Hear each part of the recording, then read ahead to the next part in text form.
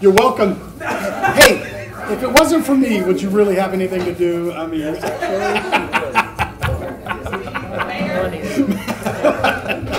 problem is we're not in a meeting. We can't rule them out of order. Oh, man. Right. I know when I can say stuff.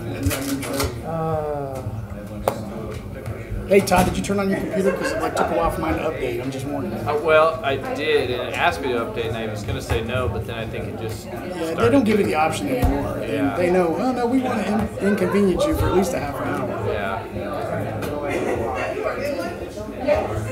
I have 1800. 1800. You're at 1800. It's 1801. Are we? Time to see Queen. Are we on? Okay, great. All right. It's a little after 6 p.m. Central Time, and we're going to start our work session. We're having a presentation on Citizens Advisory Committees, Boards, and Commissions with a discussion afterwards. And I believe that we will be hearing this presentation from Amy. Yes, Amy Waller, our City Clerk. Good evening, Amy. Good evening, Mayor and Council. Thank you for joining us this evening for this work session on Citizen Advisory Committees, Boards, and Commissions here in the City of Gardner. This evening, we will cover several topics related to committees, boards, and commissions. We'll start with a brief overview of boards and commissions, followed by a discussion of the results of a recent survey sent to board and commission members. Following this, we will discuss the 5 Citizens Advisory Committees, including the resolutions governing these committees. We will also discuss the recent results of the survey sent to the Citizens Advisory Committee members. Next, we'll cover some of the technical issues with the current resolutions governing the Citizen Advisory Committees. Finally, we'll wrap up with a discussion of next steps. As you can see, we have quite a bit of ground to cover, so let's get started with an overview of boards and commissions.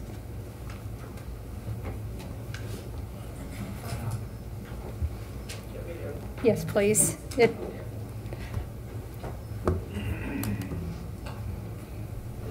Thank you. That's good, right there. The City of Gardner currently has 4 boards or commissions. A 5th board, the Board of Building Code Appeals, is in the process of being created. The boards and commissions are the Planning Commission and the Board of Zoning Appeals, both of which are statutory and governed by statutory regulations in addition to City of Gardner ordinances, and the Airport Advisory Board and the Utility Advisory Commission, both of which are governed by City of Gardner ordinances. Each of these boards and commissions has 5 members, with the exception of the Planning Commission, which has 7. Members of the Utility Advisory Commission serve 4-year terms, while members of all other boards and commissions serve 3-year terms. Vacancies on these boards and commissions are filled utilizing a process outlined in Chapter 2, Section 8 of the Governing Body Rules of Procedures. This process requires potential members to submit an application for consideration and take part in an interview with selected members of the governing body. On Wednesday, February 7, 2018, a survey was sent out to all current board and commission members. This survey was hosted on SurveyMonkey and was comprised of 35 total items. 30 of these items were multiple choice statements to which respondents were asked to indicate their level of agreement using a 4-point scale to create a forced choice between degrees of satisfaction and degrees of dissatisfaction, and to not allow for a neutral option. The 3 additional multiple choice items were also included, such as a demographic question asking which board or commission respondents currently serve on. Finally, 2 open-ended questions were asked at the close of the survey to allow respondents the opportunity to provide any information they feel was not covered in the balance of the survey questions.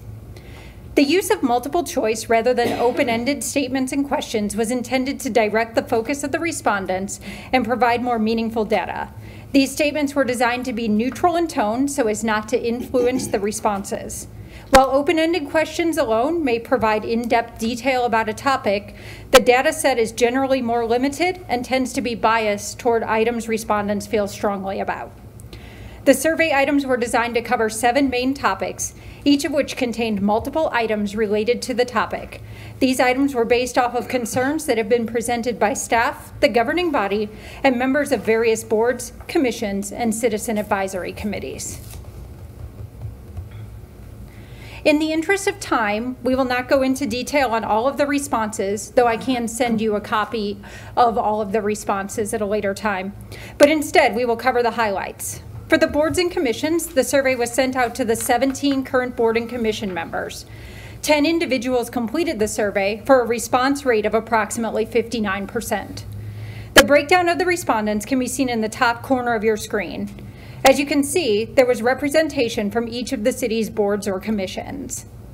The responses to the survey were generally positive. For example, 100% of respondents indicate some degree of agreement with the statement, "I would recommend board or commission service to other citizens." While there were 4 statements under the form and function topic, all of which relate to the current structure or functionality of the boards or commissions, the statement I would like to draw your attention to is, it is important for all boards and commissions to have the same structure. 60% of respondents indicated a degree of disagreement with this statement, while only 40% indicated a degree of agreement. Additionally, please note that 80% of respondents indicated a degree of agreement with the statement, "I am familiar with the ordinance and/or statute used to form my board or commission." While familiarity alone does not validate or invalidate survey responses, this is an important statistic to remember when interpreting the data collected from respondents, especially data related to technical knowledge. The topic of filling vacancies selection process was comprised of 3 items. While respondents seemed generally satisfied with the process for selecting members and filling vacancies for boards or commissions, 40% indicated dissatisfaction with the speed at which vacancies are filled. The meeting frequency topic provided extremely positive data, with 100% of respondents agreeing that the day of the week and time of day at which meetings are held works well for their families, and 100% additionally indicating a degree of agreement with the statement, "The time I spend at my board or commission is time well spent." The scope, authority, powers topic covered 5 statements. 60% of respondents indicated a degree of disagreement with both the statement, "It is important for all boards and commissions to have the same level of authority," and the statement, "It is important for all boards and commissions to have the same level of influence." This is the same percentage indicating a degree of disagreement with the statement, "It is important for all boards and commissions to have the same structure," as mentioned during the review of information on the previous slides. Additionally, when asked, "My board or commission has the proper amount of authority," and "My board or commission has the proper degree of influence," the majority of respondents indicated a degree of agreement with each statement, 60% and 80% respectively. Importantly, 90% of respondents indicate a degree of agreement with the statement, "My board or commission is able to impact the community," indicating that the overwhelming majority of respondents feel that the boards and commissions are able to accomplish what is ultimately their intended purpose, having an impact on the community. With regard to meeting topics, 100% of board and commission respondents indicated a degree of agreement with the statement, "My board or commission discusses relevant topics at each meeting," which only 20% of respondents indicated a degree of agreement, while only 20% of respondents indicated a degree of agreement with the statement, "My board or commission repeats topics to have something to talk about at meetings." The results of the rolling community topic, which was comprised of 7 statements discussing items related to the importance and meaningfulness of the work of boards and commissions within the Gardner community, was very positive. Overall, 96% of the responses in this category were positive. Once again, these results indicate that the overwhelming majority of respondents feel that boards and commissions are currently accomplishing what they are ultimately intended to and making an impact in the community.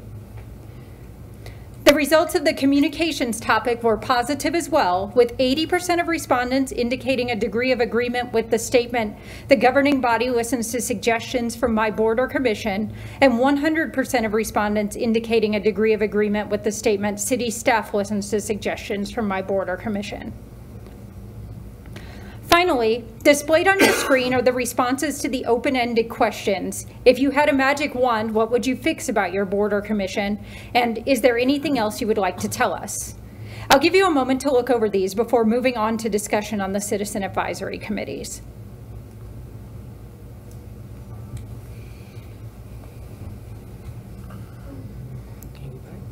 Go back.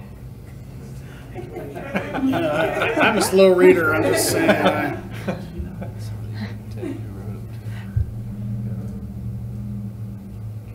Probably better for you to let me know when you're ready.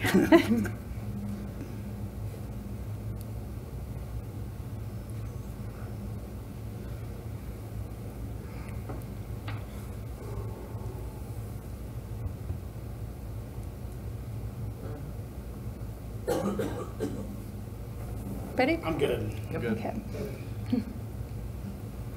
The City of Gardner currently has 5 Citizens Advisory Committees. Citizen Advisory Committees are intended to be qualitatively different and less formal than boards and commissions.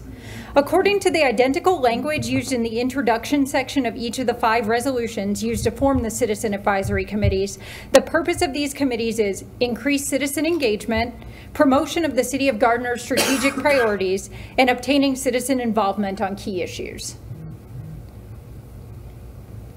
As mentioned in the previous slide, the Citizens Advisory Committees are formed by resolution rather than by ordinance or statute. The resolutions utilized to form the current Citizens Advisory Committees are Resolutions 1935 through 1939, each of which contains an introduction and 9 sections. I would like to draw your attention to the chart currently displayed on your screen. The colors you see here are not without meaning. Notice that of the 10 sections, including the introduction of these resolutions, only 2 are colored in gold. This is because only 2 of these sections contain substantial differences.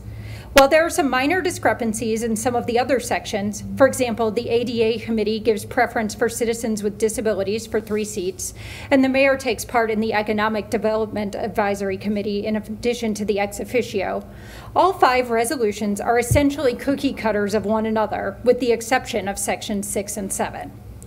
You may be asking why this is important. I bring this to your attention because one of the most common concerns expressed regarding Citizens Advisory Committees is their lack of uniformity. Let's take a look at sections 6 and 7 of each resolution and see what commonalities exist. The Economic Development Advisory Committee was formed by Resolution 1935. Section 6 covers what the committee specifically does, which is provide broad policy recommendations and avoid discussions on pending and proposed development, while Section 7 covers specific duties, such as review and provide recommendations on the economic development strategy and economic development incentive policy, advise the City Council on development matters consistent with the city's comprehensive plan, review and provide recommendations relating to economic policies, matters, etc., and collaborate with outside entities to advance economic development. The Streets, Sidewalks, and Stormwater Advisory Committee was formed by Resolution 1936. Section 6 covers what the committee specifically does, serve as an advisory body on issues such as planning, design, and construction relating to capital improvement projects and infrastructure, including reviewing various projects, while Section 7 covers specific duties, review and provide recommendations on the capital improvement program 5-year budget and funding priorities, review and provide recommendations on streets, sidewalks, stormwater matters submitted by the Public Works Director, and review and provide recommendations on streets, sidewalks, and stormwater matters as directed by City Council. Next, the Citizens Police Advisory Committee was formed by Resolution 1937. Section 6 again covers what the committee specifically does, serve as an advisory body to the City Council, City Administrator, and Police Chief, and work to improve understanding and communications between the Police Department and citizens, while Section 7 again covers specific duties, such as study, recommend, and review police programs to improve understanding between the Police Department and the community. The ADA Advisory Committee was formed by Resolution 1938. Again, in Section 6, the committee is specifically to act in an advocacy and advisory role to improve access for citizens with disabilities, and specific duties include advise on issues affecting people with disabilities, provide information to the ADA Director about public concerns, review and monitor facilities and services for compliance, handle issues and suggestions regarding access, identify barriers for disabled individuals, and recommend plans or policies for compliance. And finally, the Parks and Recreation Advisory Committee was formed by Resolution 1939. Section 6 states recommend policies and guidelines on matters relating to parks and recreation program in order to promote the city's objective of quality of life. Section 7 specific duties include advise on matters relating to year-round recreational programming, advise on the use and development of park system facilities, review and make recommendations on short and long-range park plans, and review and make recommendations on park operations and activities. At first glance, this may seem like many different functions and a great deal of discrepancy between citizens advisory committees. However, when we remove the language related to the nature of the committee, for example, remove language specific to parks from the Parks and Recreation Advisory Committee, remove language specific to ADA matters from the ADA Advisory Committee, we're left with the functions listed above for Section 6 of each resolution. These are listed in order by resolution number, starting with 1935 and ending with 1939 as covered in the previous slides. As you can see, the discrepancies become less significant, and the specific purposes of the committees are duties such as recommend, advisory, and advocacy. This pattern remains the same when applied to the specific duties of the committees in Section 7.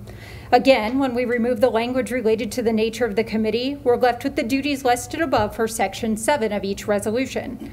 Again, these are listed in order by resolution number, starting with 1935 and ending with 1939, as covered in the previous slides. As was the case in Section 6, the discrepancies become far less when language relating to the specific nature is removed, and only the desired actions are left. As you can see, all 5 committees have duties to review and recommend on topics related to their specific purpose. Many also include advise. While some may prescribe additional duties, it should be noted that all of these duties are very similar in nature to review, recommend, and advise. As you can see, the resolutions used to form the committees are not all that dissimilar. While the language does differ in these sections of each resolution in order to reflect the specific nature of the committees share a common spirit or purpose. Also on Wednesday, February 7th of 2018, a survey identical in form and methodology to that described in the Board and Commission section of this presentation was sent to all current Citizens Advisory Committee members. The only difference between the 2 surveys is that Citizens Advisory Committee was used in place of Board or Commission, and resolution was used in place of ordinance or statute in all applicable instances. The number, order, and response format for all items was the same for both surveys. The surveys were sent separately as the boards and commissions are qualitatively different from the Citizens Advisory Committees, so staff felt it important to obtain representative data for each group. As with the survey results discussed earlier, in the interest of time, we will not go into detail on all of the responses, but will instead cover the highlights.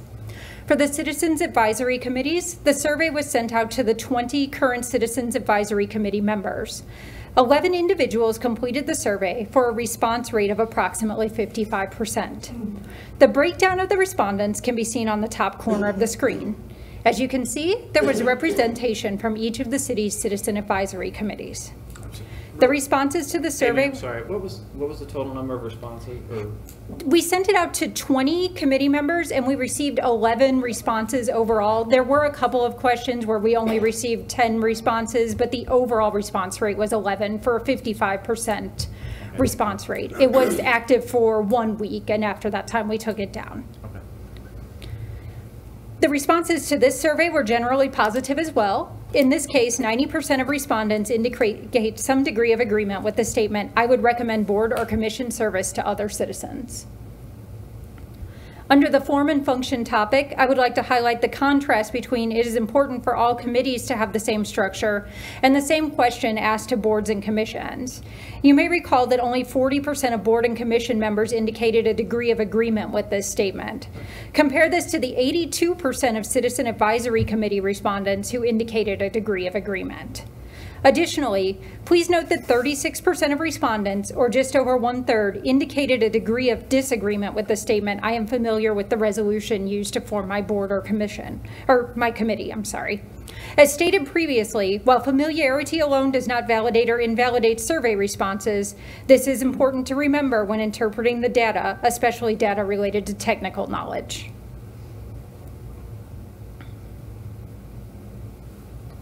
The topic of filling vacancies selection process was comprised of 3 items. As with the boards and commissions, respondents seemed generally satisfied with the process for selecting members and filling vacancies.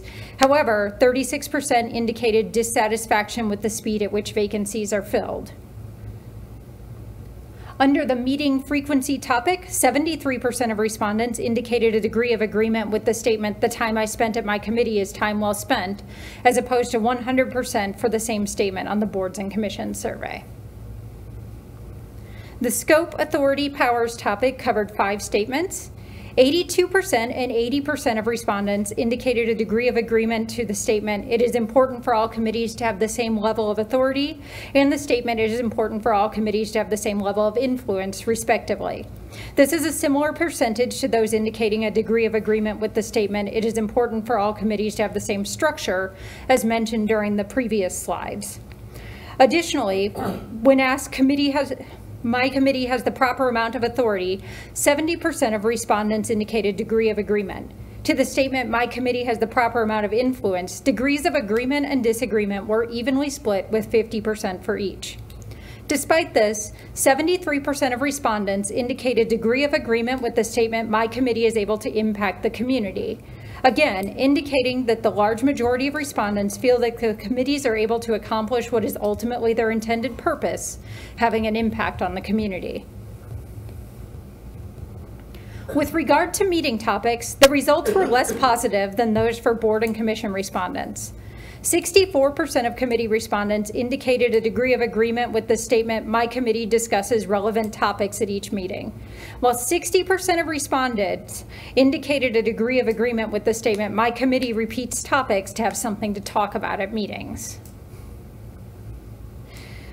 The results of the role in community topic, which was comprised of 7 statements discussing items related to the importance and meaningfulness of the work of committees within the Gardner community, was very positive. Again, overall, 86% of responses in this category were positive. Once again, these results indicate that the large majority of respondents feel that the committees are currently accomplishing what they are ultimately intended to and making an impact in the community. The results of the communications topic were positive as well, with 80% of respondents indicating a degree of agreement with the statement, "The governing body listens to suggestions from my board or commission," and 90% of respondents indicating a degree of agreement with the statement, "City staff listens to suggestions from my board or commission." Finally, again, displayed on your screen are the responses to the open-ended questions. If you had a magic wand, what would you fix about your committee? And is there anything else you would like to tell us? I'll give you a moment to look over these before discussing some of the technical issues with the Citizen Advisory Committee resolutions. Please just let us know when you're ready.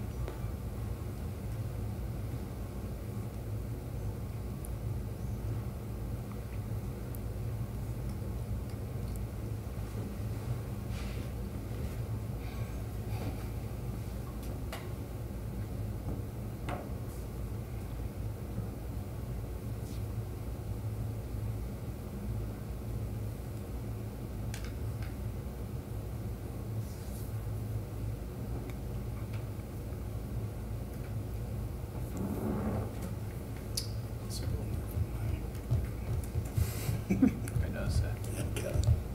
And I didn't even prompt anybody. Oh, I'm done reading, by the way. Sorry. Wait, I'm still Go kidding. back one, I'm sorry.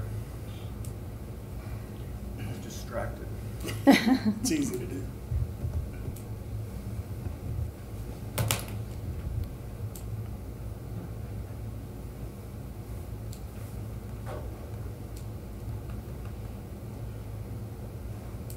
Thank you.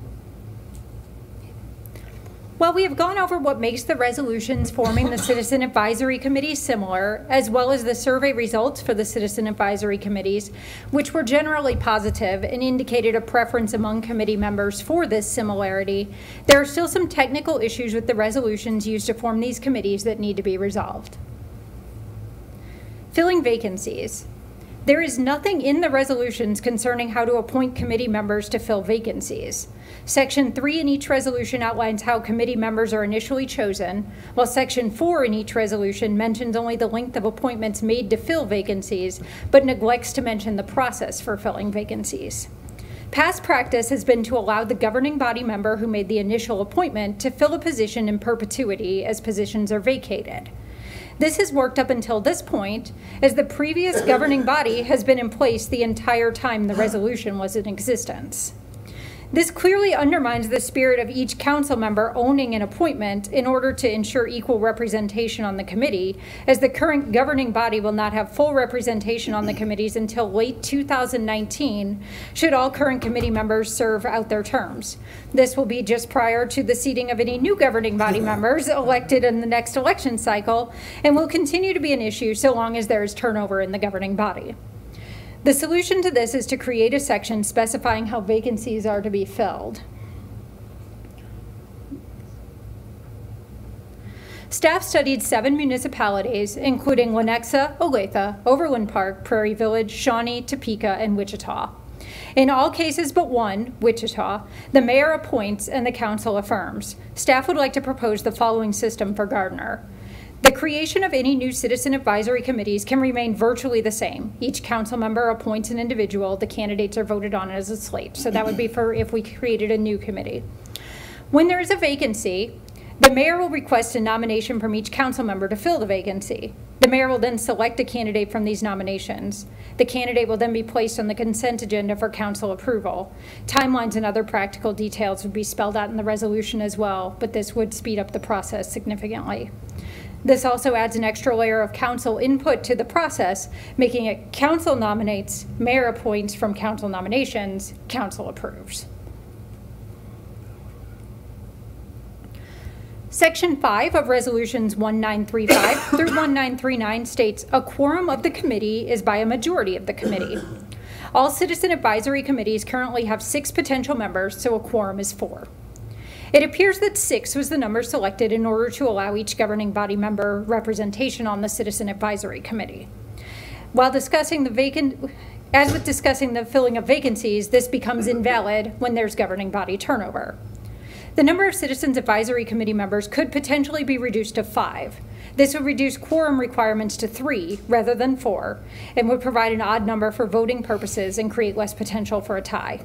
Additionally, the city of Gardner has a very high number of advisory committee members as compared to other cities such as Olathe, and this would help to reduce the number slightly. Section 5 of Resolutions 1935 through 1939 is identical with the exception of respective committee names, and states the committee name shall meet monthly. Concern has been expressed by various parties that the frequency of meetings is too high. This leads to several issues, including reduced engagement when there are no new topics to cover. Remember that 60% of respondents in the Citizens Advisory Committee survey felt that their committees repeated topics to have something to talk about, and 36%, more than 1/3, felt that their committee did not discuss relevant topics at each meeting. This is also a large commitment for many citizens and is outside the norm for these types of committees in a majority of the other municipalities studied. Reducing the frequency to quarterly or as needed may make obtaining new members easier. Adding as needed provides a standing provision to allow meetings to be held more often to suit the needs of individual committees, but provides a less constrictive framework by reducing the standard frequency, which allows the committees the flexibility not to meet if meetings are not necessary. Finally, there are a few other issues, such as there's no enforceable attendance policy in Resolutions 1935 through 1939 for the Citizen Advisory Committees. There's no removal policy for Citizen Advisory Committee members, and the duties of ex officio members are not entirely clearly outlined. We've covered a lot of information here today. The next step is determining how to use the feedback we've received and the information we've covered. Staff would like to suggest following a best practice from other communities. As stated previously, the resolutions concerning citizen advisory committees or their equivalent from Kansas municipalities such as Lenexa, Olathe, Overland Park, Prairie Village, Shawnee, Topeka, and Wichita were studied. In all of these municipalities, there's a broad resolution or ordinance covering committees and or boards in general, accompanied by individual creation resolutions for each individual committee. Creating such a resolution for all citizen advisory committees would allow standard practices, etc., to be spelled out, maintaining consistency and uniformity between the advisory committees. This would not be a major departure from the current system, as the current creation resolutions 1935 through 1939 are basically cookie cutter in many aspects, but it would provide better clarity that the purpose of the citizen advisory committees in general is uniform, as is the basic structure and operation of the committees, and would allow us to easily resolve the technical issues outlined in the past few slides, and would provide a consistent framework for any committees to be performed in the future. Please note that this would not require the dissolution of current committees unless the governing body should so desire. And that is everything I have. Any questions? Can you start over from the beginning? Absolutely. I'm just kidding.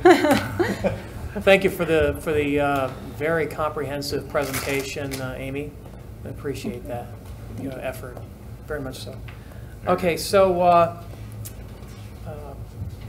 governing body, I'm going to open up to you and ask for any questions, any comments, any ideas that you might have that are,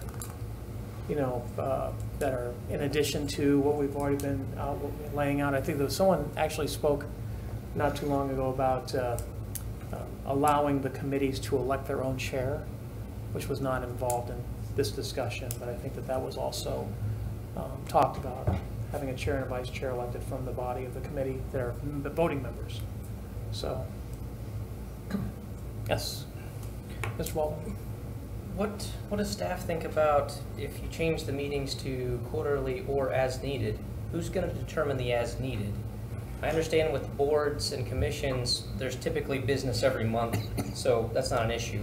But for a citizens advisory committee, we're trying to get the input from the citizens, so those citizens are probably the ones that need to say, I have ideas, not us saying, we don't have anything for you. So how do we determine the as needed? I know that Mr. Kramer in the past he's in charge of several of the advisory committees, and I know that he's had occasions where meetings have had to be canceled due to lack of quorum, etc. And he has asked, do you have any issues that you would like to discuss? Do you need any information?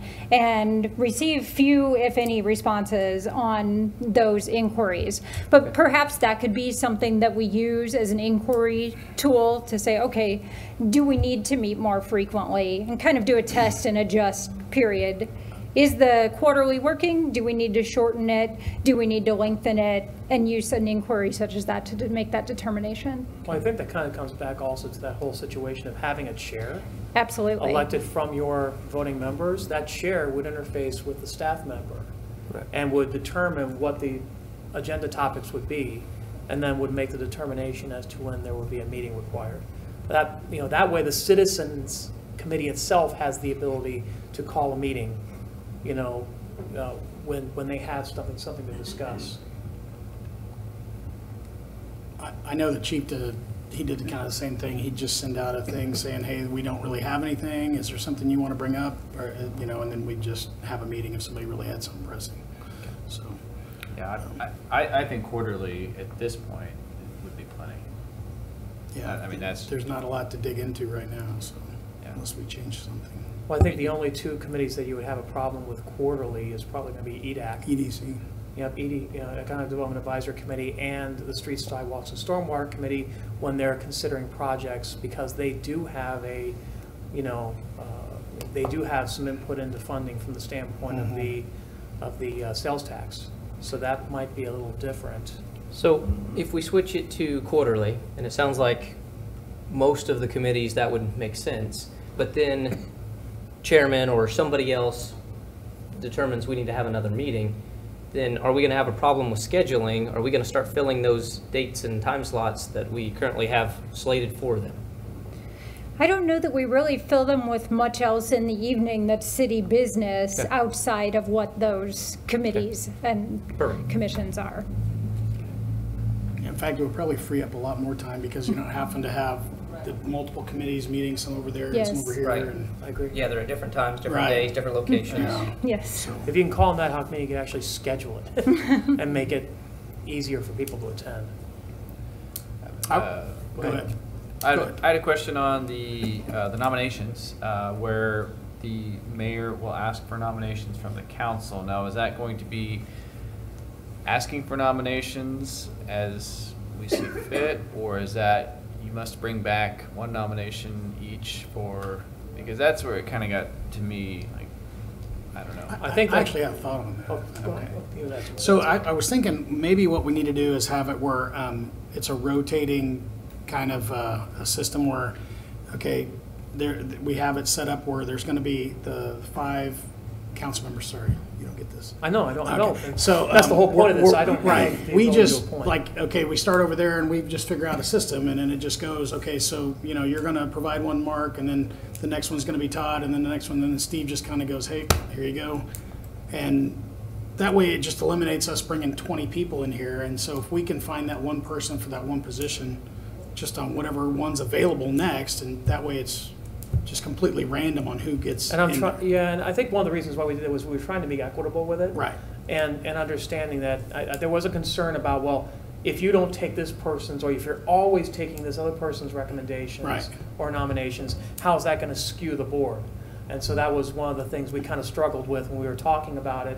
And so we came up with an option, hoping that we would get some, but I like your idea of having it just be the next person in sequence. That way it's very random, and you're not going to be, nobody has to worry about stacking anything unless people are actually resigning, knowing that they're going to, I don't know. I mean, it would be impossible to make that work. What's your? But, well, I guess what I'm saying is there's some boards where I have people like, yeah, I'd love to serve on this position, and then there's other boards where, in times when it's like, I honestly can't think of anyone. Sure. But you may have someone that that's like perfect for Right. it. So I just Well, then don't we wanna can be- send them over to you, I guess. and Yeah, that's Just say, hey, look, here's a person, and you could decide to bring that person forward, I guess. I mean, Or you can give them to Amy, Right. and Amy can give, Right. your recommendations to the next person in line. So, I like that idea. And then they choose one. Are we restricting, though, the community involvement that really we're after at the end of the day? no, because there's a lot of people to see. I mean, it's not like we're going to go around robin here 4 times to see. We've got 11 people Yeah. right now that need to be seated on boards and commissions. So I'm sorry, advisory committees. Are you guys envisioning then where the recommendation was council presented, mayor chose, council approved, that the council/mayor now becomes the random seat? So the one person, the Well, one mayor would be randomized in person would do the presentation, put somebody up, Yeah. and then the mayor doesn't have to pick that person because Right. it's already up. I would just And then we forward would it just on have to the to consent approve? agenda. Right, Yeah, pretty much. I just forwarded on to the consent. So then agenda. they want to be just a round robin on, okay, you're the next person in line, and this is the seat that's up, and, okay, so then we fill that one, and then it's like, so if like, say there's 3 people to fill in 2 different ones, starts out with you pick yours, and then Todd picks his, and then Lee picks his, and then it's like, okay, we're voting on these. Doesn't matter which group or what they're for, you know what I mean? Mm-hmm. So, but it'd have to be people that are interested in that particular thing, so. But we can all at all times forward any and all Right, volunteers that we recommendations. have So Sure. to Amy, and she can just have a pool. So when it's Todd's turn, he can just, he can This is check, the one check I the pool want. first. Right. And then unless Or you if don't, you've unless got you have someone, somebody. if Well, if you got got somebody in mind. Yeah. Exactly. But that way, it's kind of like we get to push it forward. There's no like, hey, I'm stacking anything. It's just, completely random at that point. So if you're getting to a randomized system and, I might be picking somebody from the pool anyway, do we just want to change it up to where you can maybe still keep the random or not, or have the mayor pick, but if there's somebody in the pool interested in that position, that's the person up. We don't even have to pick. That's the person, because somebody might apply 6 months ago. Yeah. And now Parks and Rec has an opening, so that person should be the one elevated already because they already expressed interest 6 months ago. But that means they're applying. That doesn't mean they're being nominated. There's a Right. difference. Okay, so right now, we're looking at nominations. Now, this is different from boards and commissions. Boards and commissions, they apply for that position. In the current status of things, they are basically being, recommended by one of the members of the governing body. Right, but if we're going to keep a pool, then you essentially have, quote, an application. It's just informal, right? They've already been vetted by one of us, if you will. Well, and Well, put how about into a this? pool. How about this? And I know you, do you want to jump in? Well, Amy? if I may, we do actually, at the current time, accept applications for board, or for committees, which is somewhat irrelevant with our current process, because Yeah, we right. just nominate. So, that could be something that you choose to end, but I did just want to add that we do currently accept them, but generally never see them because we just nominate. So what can we, so the recommended process is that, council members submit names, then the mayor selects, then council would approve. And we're going to make the change, if we make a minor change, we have council members submit names, they can be submitted at any time, it's not, with the vacancy. Then, next person in line selects from the pool, And the mayor. and the mayor would put it on the agenda on the consent agenda for the council to approve. Does that work? I like it. I mean, it's. That way, different. there's still some control, and the individual council members' concerns are still addressed, and they still get an opportunity to appoint. That's fine for putting somebody up, and then that leads me to my next question of, Yeah. what's the process what grounds do we have to say that's not a fit candidate? Well, you can Well, vote that- no when we come before. Well, I understand that. Or but when we had our recommendations initially for the citizen committees, you put out the names, didn't you, Amy? And then told to the group. And if you have a problem with any of these names, send a response Right, but- only back to Amy. But what are our grounds for said, I just don't like the guy? Because it seems like if we're trying to get citizens engaged I agree. and they want to serve, and we don't have any hard and fast rule that says we can nix you for X, then it should be if they apply that they're in the pool. I would agree. Yeah, Right? Now, we can still pick from the pool, pick the one that we think is best out of that, the random person, right? But I'm trying to figure out what we'd use for grounds to not Well, that's even why put it's them in on the the pool. consent agenda. I wouldn't necessarily want to pull that off a consent agenda to have a discussion. Right, but you could, right? Right now, there's could. there's nothing that says why you can or can't discuss that person. We just go, oh, yep, Todd randomly picked Joe Blow, and I guess he's good. He was a great guy. Yeah, don't know the guy. Yeah. Way to go, Todd. Well, I mean, I'm still trying to figure out the process that Rich suggested, and where's the added value, where's the greater value in your suggestion versus what staff has suggested? That's what I can't get my head wrapped around here. I think what they're looking at is not, a mayor could just choose. I whoever he remember the whoever. old days. I mean, Right. the mayor used to do it 2 mayors before you. I know that. There was a lot of stink about that. Right. That's But what. right now, we have council that brings it to the mayor, and then it goes back to council. But it's as a whole body, not a random round-robin process. And that's the part that's tripping me up. Right. My thing is, I would just think that if we're gonna nominate people, I should be able to nominate somebody, and unless there's a real problem with that person, they should probably go forward into that position. I don't disagree. Yeah. That's, But I think that's the voting, the third step of the voting. but you that they're could, suggesting. one person who's not liked or whatever, they just, the rest of the governing body could prevent that person from screwing. So that's, I would eliminates agree. that problem. Yeah, no, I'd agree. All right. I mean, So, fundamentally, it's pretty simple, right? They're a citizen of our community, and they want to serve. and they want to serve, so So if that's the case, then you could eliminate the mayor picking and the randomness and just say, here's the 1 or 3 candidates from the pool that any of us put up.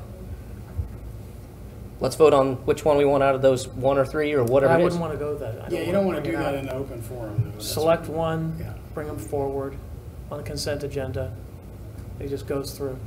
The only risk in that is, and it's one that I've always thought since we started this, I don't like, and that's the potential for someone, that maybe not sitting here at this time, but maybe in a future council, they have a problem with a neighbor, and another council member puts him up, and now we've got a cause for pulling it off the consent agenda. Now they've got to drag this person's name through the mud in front of the camera, and it could get ugly. So, Right. interesting. The round robin is the solution for a lot of that, because then it's like his idea, mayor votes on it, we're done. Well, the council can still get pulled. Well, right, can still get pulled from the consent agenda. yeah. Right? still get- I mean, Well, Lee see, puts I'm- up somebody and I'm like, But no, I'll here's the take them thing, off. for a consent agenda, it's got to take the rest of us to go, yes, we want to pull that off and talk Takes about one it. person to pull it off the consent. Yeah, then you're gonna have that discussion and somebody's gonna say, why'd you take them off? And here you go. Right. Okay. But I think also knowing the name ahead of time, if you have a problem. That's what I'm right. saying. Discuss That's it what we do prior right to. That's what now. we do right now to I prevent think that's that a from happening in perfect- open forum. And if Yeah, you that's still a- push it through, then there may. But that way you can go to the mayor behind the scenes and say, I got this problem. Yeah, that's Right. fair. That's fine. All right. So let's look at, council members can submit names, or they can apply, Okay, all right, and they're for specific committees. yes. Then if there's a vacancy, members of that, of that pool that are for that particular committee come before the next person in line, who selects one, comes to you a week. We have a week for any kind of disputes or any kind of objections. Then it goes on the next consent agenda for approval by the body. Just thinking here. Yes. So if you've got the randomness, we have the issue with the governing body changing over. So now somebody leaves the governing body. No? Does the new person automatically get the new spot? Here's what I'd recommend, because I thought about this when I was coming up with this idea. It's going to start like there and just work Seat its way 1, around. And it's 2, the 3. seat order. It's that- just the chair. Yeah, it's the chair Chair has itself. to- Right, chair accepted, when you change for, The you know, chair is where vice it's at, president, man, because president the movement. chair doesn't move. The chair doesn't rotate. The chair's still here when everybody else leaves. So you just set it, this is the order it's going to start in, this is the way it's going to be, and that's the way it finishes up. So whoever's in seat 1 gets a pick. Seat 2. But I was going to say, I start first, I'm just saying. I think we'll do a no. We'll have. Why don't we just draw names? Yeah, I think we should just draw names. Okay. How about, so a couple other things you brought up, going down to 5 members. Mm-hmm. How do we feel? I don't think it's a Okay. problem as long as the additional members are ex officio. Like, for example, for the Echo Dev committee, we have 2 ex officio members. Keeping it at 5 members for all committees actually is better because, first of all, we can reduce the quorum requirement to 3, which means that if we have 2 people that are out, we can still have a meeting. All right. Secondly, it will allow us to be able to, keep the committees viable because we're going to have fewer people that we're going to need to staff them. Okay, and we can probably get more business done that way. That's just my own personal feeling on that. And it keeps everything consistent. I mean, the forming ordinances would be pretty much identical at that point, with the exception of mission and purpose. I like that idea. And I like the idea of electing the chair also. Yeah, that is good because it also gives those members who are voting ownership of that committee, which is something that they haven't had up until now. They've been, some committees are chaired by the staff member, some committees are chaired by the ex officio, and it's just not consistent. That's why you have a chair and a vice chair on that committee, and those folks are going to be the ones that are going to, help to formulate the agenda in concert with staff, and be able to run the meeting. Ryan So had with a you, question. Ryan go had ahead, a I'm question. sorry. Yes. Ryan had a question. Oh, Ryan, yes. Yeah, I just wanted to point out, on the qualifications for these boards, it was mentioned that they had to be a citizen of the community. We have 2 committees currently, or Airport. boards, that don't require that. Airport doesn't. And then actually Planning Commission, because we plan for areas outside of our boundaries, statutorily, we're actually supposed to have 2 members who are not citizens of the community. Correct. So when we're setting those qualifications, the airport board, you can do what you want with that, but on the planning commission, that's actually statutory. I think we were just discussing just the citizen advisory committees at this point. We weren't looking at changing any of the requirements for the statutory or ordinance created committees.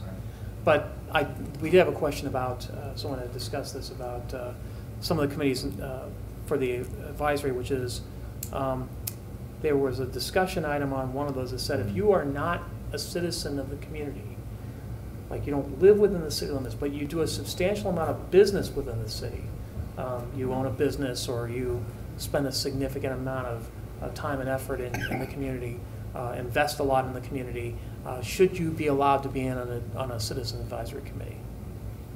Like, for example, Echo Dev is a prime example. All right. Right now, Shirley Bruce Van Arsdale can't be on a committee because she lives outside the city limits. but she'd love to be able to serve on EcoDev. I've talked to her about it. I mean, does it make sense to allow folks who have a significant investment in the community, either through a business ownership or through investment, the ability to serve on a committee? I just think we need to flesh that out, make it clear and move forward. That draws me to my next item is, if we're gonna have chairmans, would we expect that chairman or citizen to present during city council meetings? Potentially. Okay. Because that was the feedback from the committee. if And I'm I think that's a good mistaken. thing too, because it allows them to, again, have ownership and show that the recommendations are coming from that body and not necessarily through staff. Which takes me to my last point, and that is that the governing body, that's all of us up here, we must do a better job of hearing those recommendations and taking action where action should be taken, because the feedback from the community survey is that governing body ignores recommendations. And I think there's some validity to that, so we need to make sure we listen to these advisory boards and take action with respects to what they're bubbling up.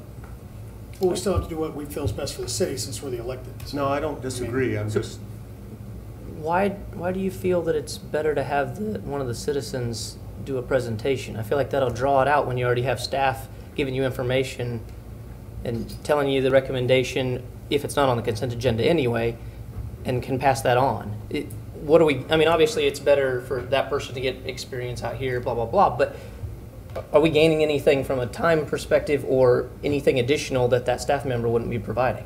I think it's just experience, Mark, to answer your question. Just enabling that citizen that's a chairman the opportunity to stand in front of the elected.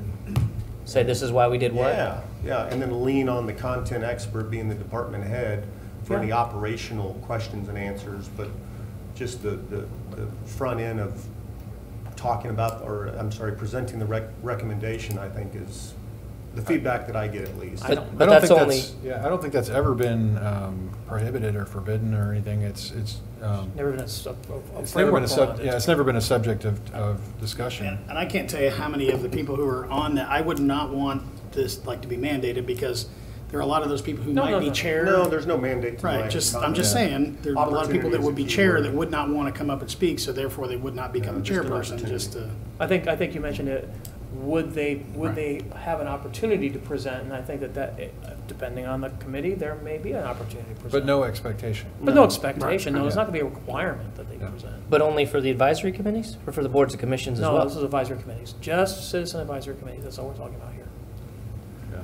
So what did we decide then on business out, or business in town, living outside? I like the idea myself. I mean, I think it gives those people, I mean, they've invested in the community, not so much in their personal property yet, but. So is it that a could change. garage business or is it a business on Main Street?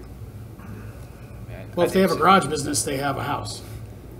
significant, interest in, I'm thinking of Strickers first. Well, Strickers auction. I was Strickers thinking auction, a from perfect example. Dollars and cents. Strickers auction. They own land. They own an auction business in town. But Ron Stricker does not live in Gardner, and neither do his parents. Okay, I'd love to have Ron Stricker if he wanted to serve on a committee. But I think they're property, I think the difference there is they're property owners in town. Yes, they So- are property owners in town. So I think That we would could just say qualify. anybody that's a property owner in the city of Gardner would Yep. qualify. For And then commercial property. And then for. Commercial property? Yeah, and Yeah. then for for committees like EcoDev, you can have specific things in the ordinance that. A resident or property owner. Yeah. Yeah. Because if you say property owner, then that means anybody who lives in an apartment won't be able to qualify. Right. So a resident or property owner. I can go with that. Yeah. That work? Fine with that. Yeah. Uh-oh, Mark's thinking, I can smell it over here. I'm trying to grasp Smoke. if that brings more trouble than it gains, but. We're all about trouble, man. Well, because then Speak for you're yourself. purposely bringing in influence from somebody who has business interest Right. into a committee. Now, that could happen anyway, don't get me wrong, but you could argue then that maybe there's an agenda on that committee now from somebody who does not reside in town for whatever that issue is. Yeah, but they're one person out of five. I understand. And that's our job to kind of flesh that out Right. anyway. Yeah, understand, So- we're still in control of the selection process. Right. Todd's And that's gonna why be on sometimes we won't agree with a committee recommendation. Right. Yeah, Exactly. that's just pure feedback. No, The appreciate it. buck still stops here, I get that point. So, I got one more thing.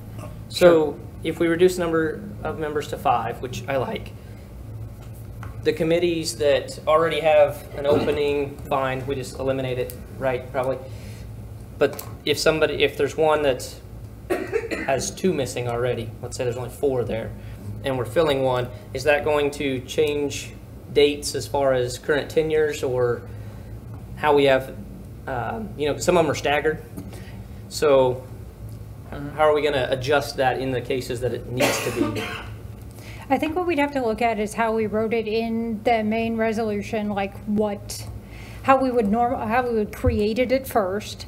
Like, would we do 2 3-year terms, 1 2-year, 2 1 years, or how we would do that, and then fill them in appropriately, backfill them based on that. And to answer your question as fully as possible, I'd have to look at the committees and see what kind of tenures there are, and I do not know that off the top of my head. My apologies, but I can certainly look and see what's available That'd be great. out there. Yeah, and just keep it simple. I mean, Yeah. to Amy's point. Real Yes. quick, also, can you just briefly define an ex officio's responsibility? I mean, there is no vote unless there's a tie, or Nope, is there a no vote with vote, the tie? period. No vote, period. Ex officio means they are not an official member of the committee. If you're going to 5, you never need to vote. Right. Where they're Well, almost as observers and monitors and not necessarily any other role. Yes. I do have one thing that's kind of bothered me for a long time. Can we change the name of the streets, sidewalks, and stormwater? I'm with Lee on this. Make it like short. Public Works Committee, Advisory Committee, and it's basically the catch-all that doesn't go into all the other Public Works committees. If that's true. 'Cause there are no other public works Well, committees. the Airport Advisory Committee is. Well, utility, but- Yeah, and then, of course, the ADA Committee is also a Public Works Advisory Committee. Sure. That was way easier to say. It is, it's easier to say, and I never can get it straight, which comes first, the sidewalk or the street. Yeah, that's the problem when you're like the guy in charge of it. Yeah, and it's a 5-letter acronym versus a 4-letter acronym. One other question, and that is about the, about appointment of the ex officio members from the standpoint of the council. We've always kind of gone by the assumption that, hey, we're going to, we're just going to pick whatever is closest to us. But we've got new members of the council now. And, we probably need to look at or review who's on what committees and make recommendations as to, changes. Because Randy right now is not he's on EDAC. And I'm assuming you're going to be on utilities. Well, are we talking advisory and boards and commissions then? No, this will be advisory committee. So then I wouldn't have one So you if I one. wouldn't have Utility UAC. advisory committee's not on there, so. Right. But shouldn't we treat them the same if we're talking about ex officio? I mean, if Do they're we both, have ex officios on our? We don't now. No, we don't. No. we don't now. But if the point is to have a connection, a liaison, is there any reason we shouldn't have that for a board and commission? Except for the time. The time commitment. It does add, I right, mean, because that's a yeah, monthly meeting. Yeah. Now, I mean, I ex officio from YouTube quite frequently. Well, So I I guess was- that's the other thing. What's our anticipation of what we're going to do as ex officio? the expectation is basically that you can contribute to discussion, you can monitor and observe, you can't vote, and you can't run the meeting. Correct. Okay, and so that's really your role. Your role is basically to just be the eyes and ears of the governing body at these things, so that we can have advance notice or understanding of what's coming, so that we can be prepared for it. It's really what it comes down to. So I don't necessarily have a problem with that, particularly from the standpoint of that, not so much from listening and bringing back, but that if you have any experience, that you might be the one with the most experience in the room that they could ask questions of. Possibly. But if it's just to bring back information, I feel like that's staff in a Friday 5-minute memo. That's fine. So I guess it depends on what you're thinking. It also shows an endorsement of the committee by the governing body. I mean, that's really the greatest attribute of having you in that meeting, is that, those members of that committee feel like they're getting a direct conduit to the governing body by you being there. So, Yeah, I think it's important for the citizen touch. absolutely. So, I mean, Christina used to be on EDAC. You're now on EDAC in her place. I was on the ADA committee. All right. I'm assuming I'm you're keeping still the police on department. You guys can't police. have it. So. I want to keep All right. Parks Sorry, Chief. You want Department. to keep Parks and Rec. So unless, I mean, I think the two committees, both streets, whatever it's called now, Public Works. Public Works. Public Works and PWAC. and, yeah, PWAC. Yeah, Public Works and ADA are they're very similar in a lot of ways, but ADA also has a lot to do with Parks and Rec as well. So, I mean, there's some definite cross-pollination opportunities there. Personally, I felt like I had a lot to do with ADA until we lost our quorum, and then, well, then it's been a little difficult. So, anyway, it's 7 o'clock, so we're going to have to wrap this up. Good discussion. Amy. Thank you very much, Amy. Yep, thank you, Amy. Since it is 7 o'clock, I'm going ahead and call Gardner City Council to order. Will you please rise with me and repeat the Pledge of Allegiance. I pledge allegiance to the flag of the United States of America and to the republic for which it stands, one nation, under God, indivisible, with liberty and justice for all.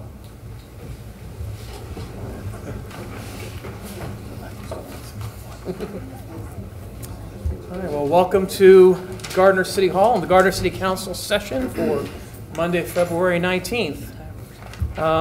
We do not have any presentations, so I'm going to go straight to public comments. Members of the public are welcome to use this time to make comments about city matters or items on the agenda that are not part of a public hearing, and we do not have a public hearing this evening.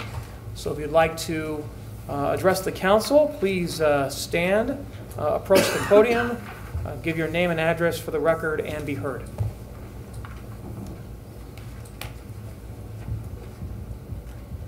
With no one coming forward, we will move on to the consent agenda. Is there any council member who wishes to remove an item from the consent agenda? Hearing none, I would entertain a motion on the consent agenda. So moved. Second. Motion Melton, second Winters, that we approve the consent agenda. All those in favor indicate by saying aye. Aye. All those opposed? Any abstentions? The consent agenda passes. No committee recommendations or old business this evening. So it's a short meeting. No, I've got that. Yeah. Okay. One thing I did not mention, I was talking about about not having a presentation, but I did want to, and I forgot to do this at the beginning, my apologies. We know that there was a terrible school shooting in Florida, in Parkland, Florida, last week, and our flags are obviously at half-staff for that. I wanted to offer a moment of silence for those who died in that terrible school shooting.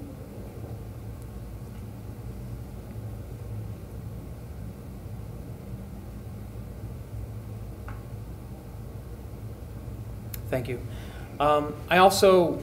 We've had some discussions, a lot of talk in the last several days about, what our response is from the standpoint of active shooter. We're a smaller town, but obviously with some of the school shootings that have happened lately, that really hasn't made a difference. And so I wanted to kind of give the chief an opportunity to address some of the discussions that he's had with the school district and what plans are in place in case something like that were to happen in Gardner. Yeah, we do work very closely with USD 231 on this issue. We do have a comprehensive plan in place, one that we're not going to go over in public, but one that we exercise on an annual basis.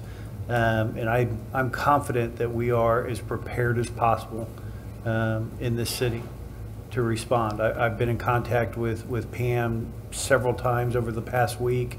We've discussed, things that, we may look towards in the future to do better and be better prepared.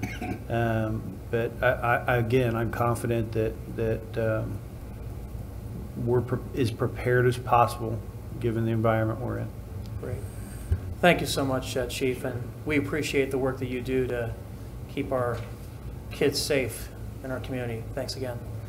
All right, going on to new business. Again, my apologies for the mess up in the order. New business item number 1, we're going to consider approving an update to the 2018 state legislative agenda. And I believe we have Matt coming up to give us that information. Good evening, Mayor and council members. Hi, Matt. Please give me a minute to set up the laptop so I can follow along also.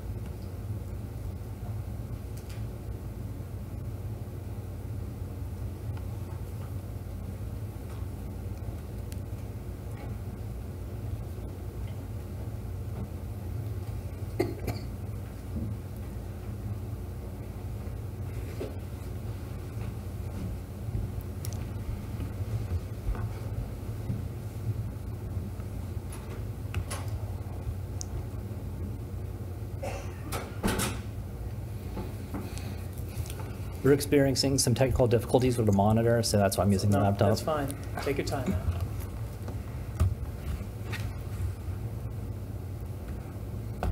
Oh, that's the problem. Did it run updates recently or anything? Do you know? I don't know, I'm borrowing this. Oh, okay. Sorry, I worked on the monitor thing all day today. I worked on it sometime during the week, and it's just shut.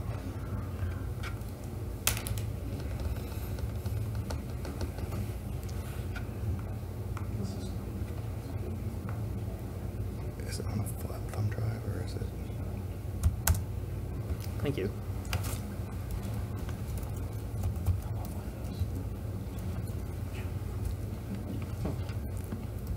That doesn't look anything like you, Matt.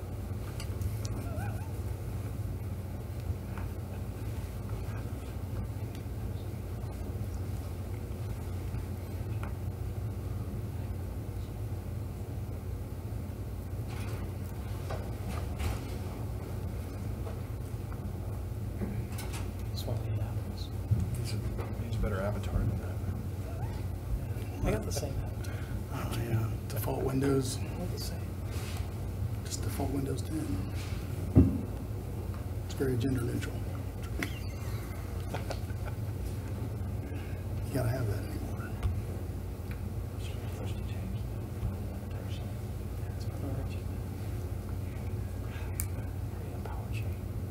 Yeah.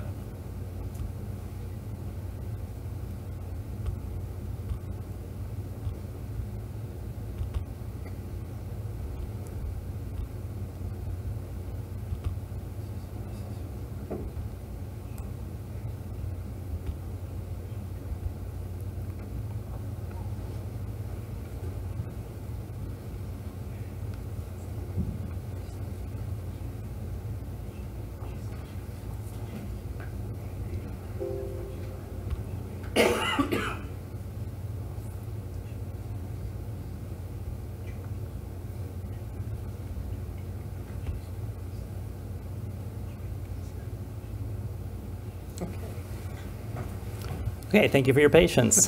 Thank you, Matt, for, Thanks for the break, man. thanks, Mr. Wolf. Okay, tonight's presentation's on the 2018 state legislative agenda update. There's two major items that we'll be talking about tonight. One is an update on the statewide expansion of Medicaid. At the last meeting about the legislative agenda, council decided not to include it in the agenda until they had more information to decide if they wanted it there or not. So staff has reached out to the county and gotten some additional information. So I have an update for you on that. And then also to bring to your attention the dark story theory, which could have a major impact on revenues for schools, local government, and fire districts. And then it's staff's recommendation that you approve the 2018 state legislative agenda update, which includes supporting the statewide expansion of Medicaid and opposing the dark store theory.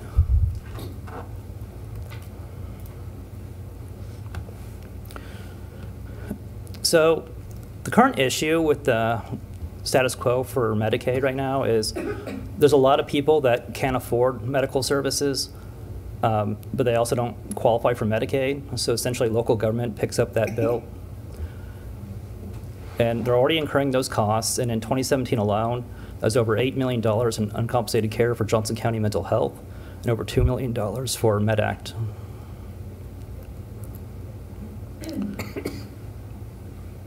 For the Mental Health Center for Johnson County, they provided some program info. They have about 7,300 clients that have a household at or below poverty level. 3,000 of them qualify for Medicaid, but about 4,300 of them do not.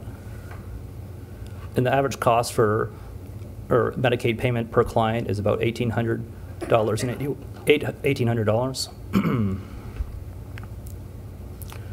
So how will expanding Medicaid help solve this issue? Essentially, it's allowing more people to qualify for Medicaid, which would then allow local government to seek reimbursement from federal government for uncompensated costs. And that it's not really increasing the amount of total cost, because right now, if someone's pregnant or they break their back or something like that, even if they don't qualify for Medicaid, they're still going to be going to a hospital to get services. So we're already incurring those costs. Total costs aren't really changing. It's just now that we can get some reimbursement from the federal government to help support those costs. So maybe from the federal budget perspective, their costs are increasing. That's because they're helping the local government who's already covering those costs right now.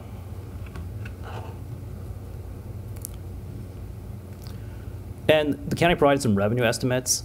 It's kind of based on a range. So if 25% of the potential number of clients seek coverage, it'd be about $2 million extra. If it was 100% of the potential clients, it'd be about $8 million. So it's a wide range, but it depends on how many of them that would qualify would actually seek the coverage. And what that money could be used for is going to be determined by the Johnson County Board of County Commissioners. Essentially, they can use that additional money to offset medical services and reallocate resources to other departments. So right now, they're subsidizing those uncompensated costs with general revenue. So that's property tax, sales tax, all of that. But if they get this new revenue stream from the federal government, they could shift those monies to somewhere else, perhaps a different department. Or they could enhance the mental health and MedAct programs and services. A third option is they could roll back the mill levy.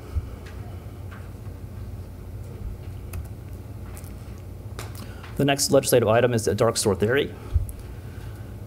It basically suggests that occupied big box stores should be valued as if vacant and available for sale or rent to a future hypothetical user rather than its current use, which is often a functioning occupied store. What this means is a brand new Target in a thriving part of town where they're doing great business, they argue that they should be charged the same property tax as a closed down store that's obsolete in a bad town, or just an area that's not doing well.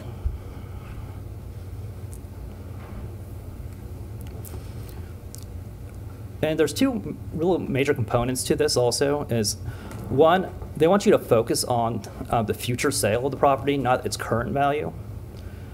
Because when they sell property, they usually put a deed restriction on it. So if, say, Walmart wants to sell a store after operating for 20 years, because they want to build a new store in a different location, they'll put a deed restriction so another department store, another grocery store can't come in there. So basically, the new property owner can't use that same use for that land. And they're fine with this because they'll sell the land at a discount to somebody. So that kind of drives the price down for it, just because they don't have competition in their area. The other component is it ignores costs associated with the property's construction as an indication of the value. So essentially, they don't want you to focus on what they pay for the property or what they invest in the property. They want you to focus on that future user who's using it for probably a lower value because of the deed restriction, and also it's a functionally obsolete building. And why this is an issue is because they're using it to appeal valuations, and this could reduce property taxes by 30% to 50% for big box stores. Well, we'll start there. These appeals will spread to other types of commercial property. There'll be a handful of stores at first, then the rest of the big box stores will follow. Other retail, then if that's working, why wouldn't industrial or even apartment complexes try to do the same thing? In Sedgwick County, the Board of Tax Appeals accepted an appraisal value for a fully occupied, fully functional Target store based on the hypothetical that the real property was vacant. The decision was upheld by the Kansas Court of Appeals, but it did not directly address the dark store legal issues. There's a chance that this is an isolated case and that maybe it's because of lack of evidence that the Sedgwick County used for their original valuation that played a factor into it, but this could set a precedent that other stores will use to try and get their property taxes changed. There's already been several tax appeals for big box stores in Johnson County, and they're expecting them to use the dark store theory in these valuation appeals. We'll know more about these decisions next month when they happen. If the dark store theory becomes common practice, potential revenue loss for local governments, fire districts, schools in Johnson County is estimated to be over $132 million. If that spreads to, this will go to the rest of the state also. So, this will be happening all over the state for hundreds of millions of dollars. The biggest impact will be to schools who are much more reliant on property tax. Before you dismiss this as like, this will never happen because it'd be too major, this has already happened in Michigan and it's spread rather quickly there. And it's not just starting here, but there's been appeals based on this dark store theory in Wisconsin, Indiana, Texas. It's kind of spreading throughout the entire Midwest area and South.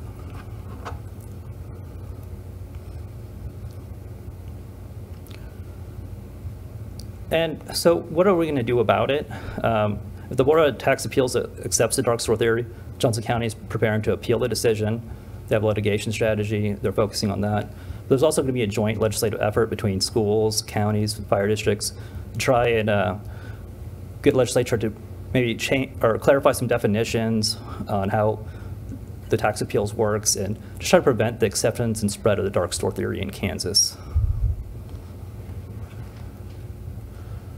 So it's staff recommendation that you approve the 2018 state legislative agenda update, which includes supporting the expansion of statewide Medicaid and also opposing the dark store theory. Thanks, Matt Wolf. Appreciate it. I'm going to open the floor for public comments. If anyone wishes to have anything to contribute on new business item number 1, please come forward, state your address and name for the record and be heard. With no one coming forward, questions for Matt Wolf from the dais? Yes. So, real quick, I noticed, well, first of all, Medicaid. So one of the things was they, as in the Johnson County County Commissioners, they could do something else with the money. So we have no guarantee from them that if we do accept this and then something happens, that money will get appropriately committed, correct? Well, they have options. Essentially, they're already spending the money. Yeah. And so they get reimbursement for that, but what they could do is shift, since they're reimbursing those costs, they could shift some of their other revenues that were supporting those things prior. Yeah. I still, one of the biggest problems I had with this is we just push it on the federal government who's going to come after us for more money. But it's all coming out of the same pocket in my estimation. But and then the other thing was on the deed restrictions. I'm not sure how we're going to tell somebody who owns a property that they cannot have a deed restriction on that property if they move to somewhere else. We're not trying to. What we're saying is we shouldn't have to adjust tax values based on your own voluntary deed restrictions on your property. They're artificially lowering the value of the property. Right. Well, it would be lowered if it's not as active as it was before. If the whole point of it's if it's a retail location that's generating revenue, then all of a sudden it doesn't become that anymore. The property value is going to go down because it's not generating revenue it was, right? Which would be true in the future, but they want to have that future tax value as their current tax value. Yep. And there's a couple of concerns about that I see right off the bat. Well, First, retail's going away. I mean, yeah, retail might be going away, but it's not yet. And the other thing is, well, there's a couple of things. One is, what if you have a TIF district or an abatement that's tied to the value of a property for a big box store? Now they appeal that abated tax revenue, okay, that you're relying on, by the way, to come into your city. All right, we're already taking a haircut on the abatement, and now they're saying, well, now you're getting a 40% less of even the abated tax revenue. Could we write something into an abatement that says, hey, if you cut this out before the 10-year period, then you're going to pay all back in full? So that's what. Typically on development agreements for tax increment financing, there are provisions So that's about why it doesn't even- appeal that and doesn't even restrictions apply. of that. Yeah, so they're not allowed to appeal because If your lawyer's doing their job, then you have appropriate protections. in Where the do you think we're at development with him on this? agreement. What's that? Where do you think we're at with our lawyer on this? Is he doing his job? Well, usually the abatement and tax incentive stuff, that's bond counsel. Oh, okay, Tyler all right. Elford. because I know that So rest of these. Okay, well. we have certain properties though that are right now appealing property tax assessments right now that are under abatement. Am I correct? Yes. Okay, so that's the one concern. The other concern is if you take the abated, again, that whole abatement issue, if you take that abated revenue, you take a haircut, you're taking a 40% haircut, it's not just affecting the city, it's also affecting the school district, and probably disproportionately in our area because we have a lower reliance on property tax ourselves, but the school district is really going to get bombed by something like that. Am I correct? I believe so. Well, I mean, I would just like to point out, if we're looking at getting development to happen here, you don't want to do anything that would potentially stifle development. And this, I think, could, if you're going to tell them, hey, look, right away, we want to be able to not negotiate in good faith with you, because we don't expect you to close down a building, right? They're going to build them brand new here, and it's going to be a long time before. And if they're going to close it down, they're probably going to build another one somewhere. So- yeah, but my question is, should that affect the current property valuation of the building? So for example, if you've got Walmart over here, Yeah. Cedar Niles, and it's doing booming business, all right, do you want that Walmart to be valued as if it was vacant and being used for a lower purpose? Right now? But it couldn't be, because it's, Yes, it could be. With dark store theory, it absolutely Trying could to be. do. The dark store theory. okay. Is this one to Kansas Supreme Court, or do we know, Ryan? Well, I think the appeal process, it goes to the Board of Tax Appeals and then can make its way up. So it seems like where this could really hurt us too is where we now have that lid on our, on property tax. taxes. So, Yeah, I didn't discuss the tax because I was sitting here in my mind as I read that thinking, ooh, dark store theory, that sounds really, really menacing. Yeah. That's a good name for it. But beside that, I was also thinking that property taxes have two components to them, property valuation and the rate at which you pay. And this only addresses one of those two things. Well, the other one's going to go up Well, in the- response to the lower Right, valuation. so we would have to increase the ad valorem tax in order to accommodate, I mean, we still, that $30 million or whatever we would lose or whatever still has to come from somewhere. Yeah. So- Laura Gurley wants to chime in. Well, I just want to chime in on your saying you'd have to increase the rate. You mentioned the tax lid. You can't do that without a Right, vote of the right. people, or if you're issuing debt or the other exceptions. But you're not talking about that. You're talking about missing revenues. So now you can't do that. Yeah. Right, and that's why I started that whole thing with, So now we're really hamstringing. we're hamstrung already. Right. I don't know what, I've not read into what the county can do or can't do as far as that goes either. I think, they're capped as well, aren't they? Yeah. They are capped, and it's even more of an issue for us given our mix of residential versus non-residential Right, so uses. this dark store theory is basically it's basically an adjustment to the way that property is valued, and we're already under one system. It's a means to me. It's a means for larger corporate entities, big box retailers that have an army of lawyers, and the means to be able to make their case before a board of tax appeals to be able to pay less tax. But smaller companies, smaller entities that probably don't have that kind of resources available to them will still end up paying the full tax. And I think it's very, to me, it's a, you know, it's again picking winners and losers in the marketplace, and I'm not real fond of that. I'm in favor of both updates that staff has recommended.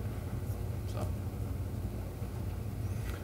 I am too, Matt, with one comment. I noticed that we didn't talk about ADA tonight, but we did about a month ago. Was that pulled from the legislative? Yeah, it was kind of a consensus on the governing body just to pull that. They didn't ask for an update on it later. Okay. Yeah, I appreciate the additional information that you provided on the statewide expansion of Medicaid also. That's very helpful. I support it. Well, I've got a concern, but I don't have a vote. My concern is that, you know, when the county can just use the money for whatever they want, option number 3 is reducing the mill levy. You know darn well that's never going to happen at the county level. And so, you know, what is the impact on folks? You know, I'm talking about like down the road 10, 15 years from now. In every state that's expanded Medicaid, by year 3, they completely blew their estimates on how many people were actually accepting benefits, like to the tune of billions of dollars. So ultimately, it's not going to be 100% managed by the federal government. It's going to go back to the states. And when it does, you're going to see an explosion of healthcare costs. Well, it's at the already state level. It's already, the government's starting, the federal government's ramping down, because by 2020, they'll start being, 10% of it will be covered by the state anyway. Yep. So the 100% federal government, we're going to roll this out and cover it for you, that train ride is going away. I agree.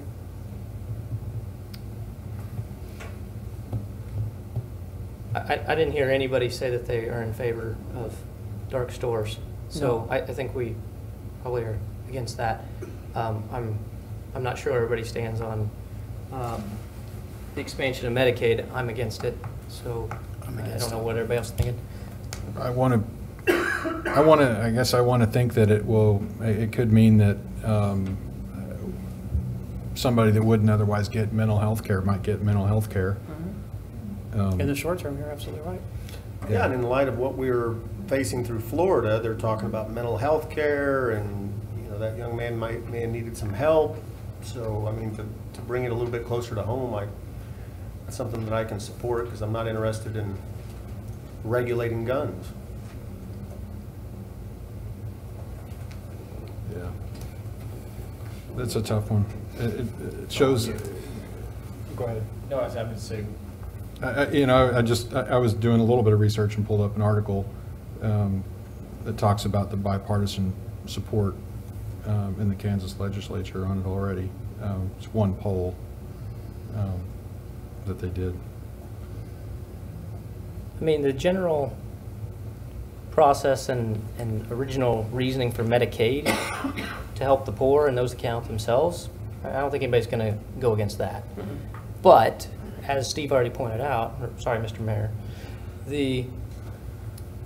there's already proof in the other 33 states how the enrollment then blew up, and you only have so many doctors that are approved under a Medicaid plan, and that didn't increase in those areas. So now you have worse service for those same people that you're trying to get service to for more dollars, and you're going to be on the hook for more of them in the future. And the other part of that is that statewide expansion of Medicaid was tied to the Patient Protection and Affordable Care Act, which is possibly going to be reworked. And if it is, Medicaid expansion may become moot. But then you'll still be stuck holding the bag for those higher Medicaid rolls.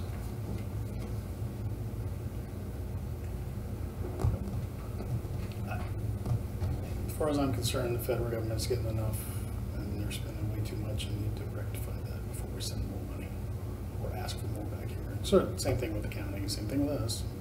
Yeah, fix the program, don't throw dollars at it. money isn't fixing it. We've tried that for a couple decades. So more than that, actually.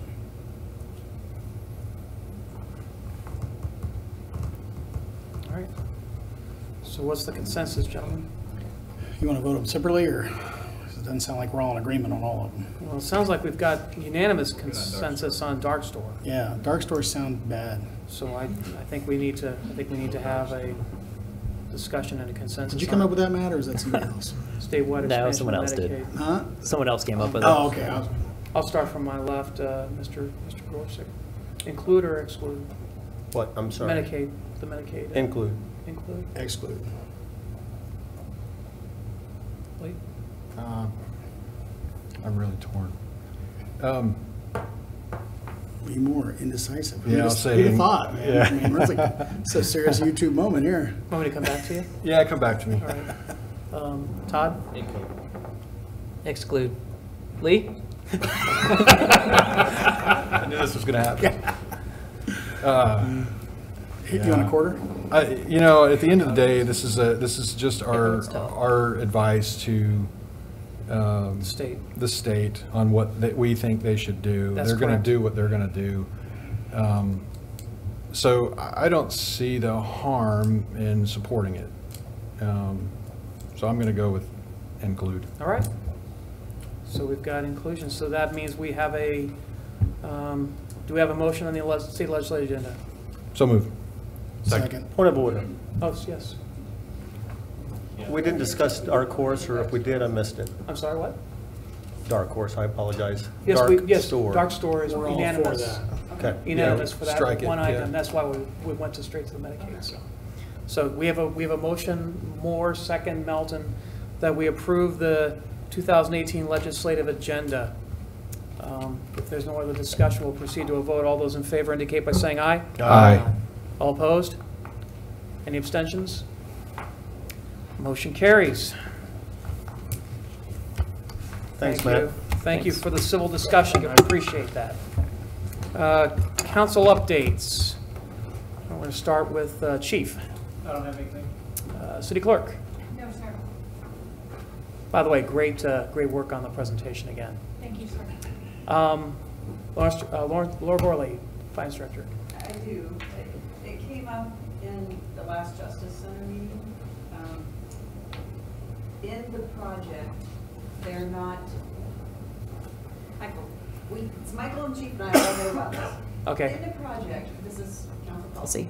Sure. Oh, sorry. Yes. They did not include and don't intend to, unless you decide differently, cost for us to extend various forms of infrastructure to our own project. So if you, it would be, you know, I've pondered upon this on and off all day. It's basically a property tax project. You do have some sales tax for part of it, but property tax project that's going to get more project from your money if you were to choose not, in other words, to wait, subsidize the utility funds. Let's just put it that way. Let's call it what it is. Okay. And I would recommend that you do. And I would also state maybe it's probably a broader policy discussion for our own projects. You're going to have more infrastructure projects coming up in the future. You're going to do a park and rec building Sure. someday. You're going to do community center someday. Yep. So maybe in the case of extending infrastructure like we do for economic development or whatever, we don't charge our own projects from the utility funds. And I don't think it's not a huge impact to the utility funds, but it could be a potentially huge impact to your property tax paid facilities. You'll get a bigger bang for your buck. And you remembering that you cannot do anything with your property taxes quite like you used to. They're not Sure. totally in your own control, but your utilities are. So what's your thoughts? You're saying fund the infrastructure with utility, Yes. more or less? I guess. What I'm saying is Yes. you'll be The slow kid. You'll be Yeah. losing your impact fee, tap fee, meter installation fees, those kind of things to your various utility funds. but, pocket to the other bucket. but you'll keep it in the project budget for the Justice Center. Michael, am I doing this okay for you? Yeah, I think you've explained it really well. And what it That's does good. is, if you decide to go that way, it allows for those dollars, rather than be used to pay a utility connection fee, they can actually go into the Justice Center. Okay. So what are we talking about here? 100,000? Yes, Cheryl? So it's a little bit broader than that. Okay. Because we're pretty much getting to a policy decision that as we look at if you extend sewer to the airport, for that project we have, Yep. we would basically do that with those enterprise funds. When we did the Hampton Inn project, we did look at our electric utility funds to leverage it for economic development to bring that project to the city. Yes. So what we're looking is not necessarily just this one for the Justice Center, but that as we look to the future for our capital projects, for any city project, that we would just cover those funds out of the respective All right. utilities. Here's my concern about that. I think that you probably have the same concern, Mark. I've got comments. Yep. Go on, Mark. I'll let you take it because I think you're going to ask the same question. So, let's forget that we have some money in our enterprise funds for a moment. If we set a precedent that we're going to have the enterprise funds basically take a hit, you're now saying ratepayers, and whatever those rates are, you're going to pay for our city infrastructure updates, but that's through your rate that you don't have a choice on. But we approved through a vote to pay for this Justice Center, which we'd probably do on Property tax. other projects, and got their vote on. So I feel like we should use their voice there and say, you said we could spend this much money for this project. That project includes those enterprise funds, take care of themselves. The rates are applicable for usage of the residents and those facilities, but not for that extension. I mean, as an overarching policy going forward, because, we're looking at a whole lot of development, Yeah, right. right? Yes, we are. And one, you're going to Absolutely. eat into those enterprise funds. Yeah. Two, do you really want to set a precedent that city projects that you have already on a vote, across can the just pull city, stuff out later. is now, hey, we're just going to take this money over here too? Well, I like the way you're thinking there. That's my concern. Okay, so how are you going to finance it? $13.75 million was approved. Through the bond approval. You'd have to reduce the project. You basically. Chief wants to weigh in, Yeah, yes. just so everybody understands, this will come directly out of the project.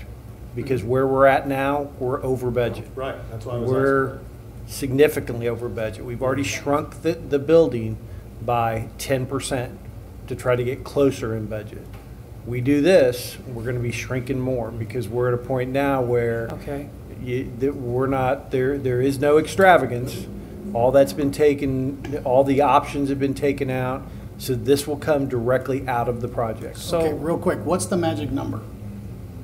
I don't want to hear it. I think, I mean, it's, Because we may have other ways. the number for this one, yes, that's a good question. However, it's a broader issue because we have other projects coming. So then the question becomes, how do you distinguish that you're going to use the utility funds for one department versus if you come back and do a public works facility? What's that number up there for that, to tie in all the stuff we need? There's a magic number that says it's 100,000, 200,000 or whatever, just for the police station. Hold on just a minute.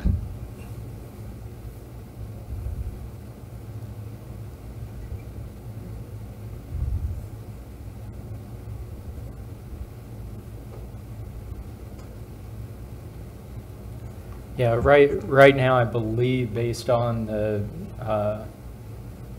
cost that I have here, it's right just under $100,000. Okay. $700,000. So what do we got to do in the budget to make $100,000 show up to get that done? So, Amending our budget. hold on. Okay. Was this not budgeted in the project to begin with? So we're just over and we're trying to fix an overage, right? That's what it comes down to. Yes? You know, I will Yes. say, I think that in the space needs study and talking through that with Trainer, other cities who have utility connection fees have waived those for projects like this. And so I think it was in their assumption that, you know, It would we just be would do the waived. same. Maybe that was a poor assumption on their part, but I think that was assumed as part of the project. Can you differentiate, is all of that money waiving fees, or how much of that is actual money Pulling out. coming out of a fund? How much of it is just, we're not gonna charge you for this? All of it, because you budget in your utility funds that you're going to have a certain amount of revenue.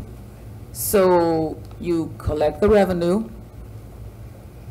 So we're not Or not technically taking money out of the fund and paying it, we are just not charging. No, you're just not charging, you're As a waiving it. So you're incentive basically, by- your budget projections of what you think your revenue is Very going to. different. That's very different. Yeah, which I did not The way include I any projections for the Heard that Justice is Center. we're in that. spending money for those same meters and those pipes and that cable. I'm sorry, my apologies. No, it was don't collect.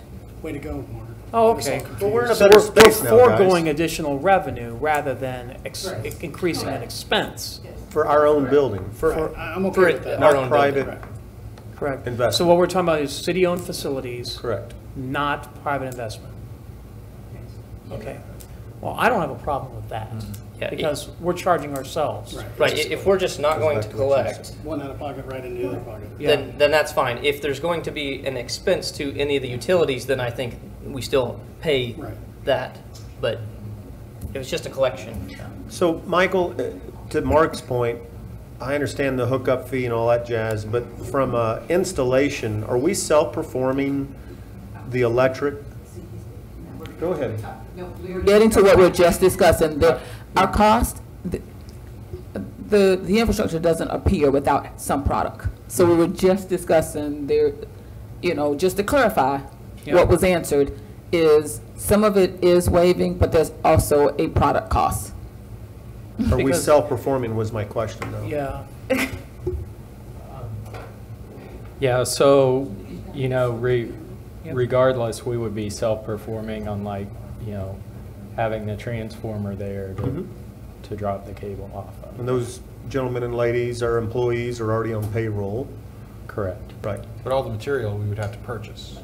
Correct. So Which there is- is that product that you need to get the service. Is the product Is a not small- embedded in the 13 and some change? Not if you agree to go this route of not charging it. You Originally would buy the it was. product from the electric utility money. So I guess, what are we talking on? Is it $20,000? Because, we could probably find that in the budget. For this project, we'd have, I don't know that we've looked at the actual product costs. All It's, right. I think it might be, and I know we're going into a lot I'd of move to the table. numbers. It's I- more- well, there's nothing to table because there's no agenda item. What I'm saying is that maybe we should come back with some cost estimates on this. And I Yeah. don't know if you need to have an answer right now on this, or something we can wait till the next meeting. Because we can Yeah. schedule it. I just wanted to bring it to your attention. no, we won't need a special meeting Okay, all right. to I talk can about tell this. you that regardless of the numbers, though, if there's a cost coming out of those funds, then somewhere that's being absorbed. So, in my opinion, this project should be paying for those the actual materials, right? And then, what I would actually be interested in, if we're going to bring this back, is what do we think the opportunity cost is of having it done in-house? Right, Well, because there's still, I understand your point that Yeah. we're having our own employee doing it, but we're preventing them from doing some other project too. That's correct. So Prioritize. what's that opportunity cost that we're losing? And maybe then you have an overarching policy that fees that don't add anything are waived, materials are paid for, and an opportunity cost is reimbursed That makes sense. In-house. in-house. But let's get Okay, some numbers, so so we have an we'll, idea we'll of do what, some what we're looking work at. on that. Because we have an Okay. immediate need, and then we have a future. A broader policy. Exactly. Okay. All right, great. Anything else, Laura? All right, legal? Yeah, I think Amy distributed to you, we got the opinion back from the Attorney General's office on the vote on the newspaper of record. So if there are any questions, I'd be happy to try to field those. I think it was a pretty definitive opinion. My question is this, and I'll poll the members of the governing body really quickly on this. I think there are inconsistencies right now with our current charter ordinances and our ordinances regarding governing body rules of procedure that we're going to have to take a look at from the standpoint of when the mayor can vote on particular resolutions or ordinances, and I think that needs to be cleared up. So I agree. Well, we need to look at House Bill 2505 then for some of that. I agree. Okay. But there's also inconsistencies within our own, I understand. within our own resolutions I and understand. ordinances. Well, right, 2505 gives us the ability, but we already have it since we home rule, so, We're already chartering out. yeah. Right. So that's From why a discovery perspective, I think it's important. All right, so we've got Charter Ordinance 18 and Charter Ordinance 2026 that I think we also need to look at from a standpoint of consistency with regard to governing body definition versus council definition. Right, so maybe in some places you replace governing body with city With council. With council, yep. That's exactly right. Right. I'd love nothing more than to strip power from you. Well, I think that I should have power where I think that the state you're being intends that we have consistent. power. And the state intends me to have power when, one, we're working on charter ordinances or areas when it comes to platting and land use, and two, when there's a tie, and that's it. It should not be to induce a tie, Yeah. which is the way it was used this last time. So Because that motion, it may be legal, but it's not Basically necessarily. Well, let's look at it then. Right. I mean, so you referenced the House bill. I mean, it's obviously the league has weighed in and said it's been an issue for several municipalities. That's why they're looking at changing it. I will note that I think, the Attorney General has already opined on a City of Topeka case where they changed the definition by charter ordinance, and the Attorney General didn't really question their ability to do that. Correct. So even absent the legislative change, there may be some persuasive authority in the Attorney General's opinion that you may currently have that authority. It doesn't matter to me one way or the other. Just tell me how you want to go, and we can try to put it together. I think either way needs to be clarified. My personal opinion. I don't disagree, and I think the league agrees as well. So. Get on the agenda. thanks for getting that for us. Yes, thank you. Ryan. And thanks for not spiking the football at me and everything. He and I went back and forth quite a bit on that Meeting's in not email. over. Yes, it is. It's very healthy. Gons, anything from utilities? Larry, economic development. I just want to mention for the public, for those that may not have noticed, that the CVS store opened last Sunday. There's still a lot of outside work to do because of the time of the year, so landscaping and other issues and cleanup is still going to continue, and Center Street is almost ready to be open soon, so hopefully it'll be, with some improving weather, we can get that completed. The other issue, just again, if you haven't been out to Walmart or that end of town lately, the Hampton Inn Red Arn is up on the conference center. You can suddenly tell that there is a very large structure going up over there, so it makes it for an interesting viewpoint if you care to look at it in the light of day tomorrow. I think that's going to become a much more striking building than we realize as it continues to rise over there. So that's about it in this point in time. I did want to say that the EDAC did meet last week, and we currently have some vacancies, which I know you're working on filling. I appreciate that, but I guess the question is, are we going to fill back to 7, or are we going to fill to 5? That's my only question right now. Are you talking about the Economic Development Advisory Committee? Yes, the EDAC. I don't think, well, I thought we were only at 6 on the ADAC. Well, yeah, counting the ex officios, I'm Right. sorry. Yeah, well, the ex officios aren't going to change. The voting members are going to be at 5 with this proposed change. So, anything else? I'm sorry, yes, I didn't finish my thought on that. When the EDAC met, they revised the current neighborhood revitalization program maps and expanded them, and we currently have GIS looking at the total percentage of area to make sure we haven't exceeded the 25%. So we're working towards bringing a preliminary application to you for review. It will then have to go to the other taxing entities for approval and participation agreements before it can move forward to the state. So that'll be coming forward in the next 30 to 45 days. Great, thanks. Thanks, Larry. Michael Kramer. Yeah, I did want to follow up on the Justice Center a little bit. We did have a design meeting last week with our team, and they did provide their first initial budget. Like it's been alluded to, we're slightly over budget, which, you know, at this stage of the project is fully expected because, you know, the plans aren't completely done. The materials haven't all been selected. So, you know, the contractor has a really significant amount of contingency built into the project.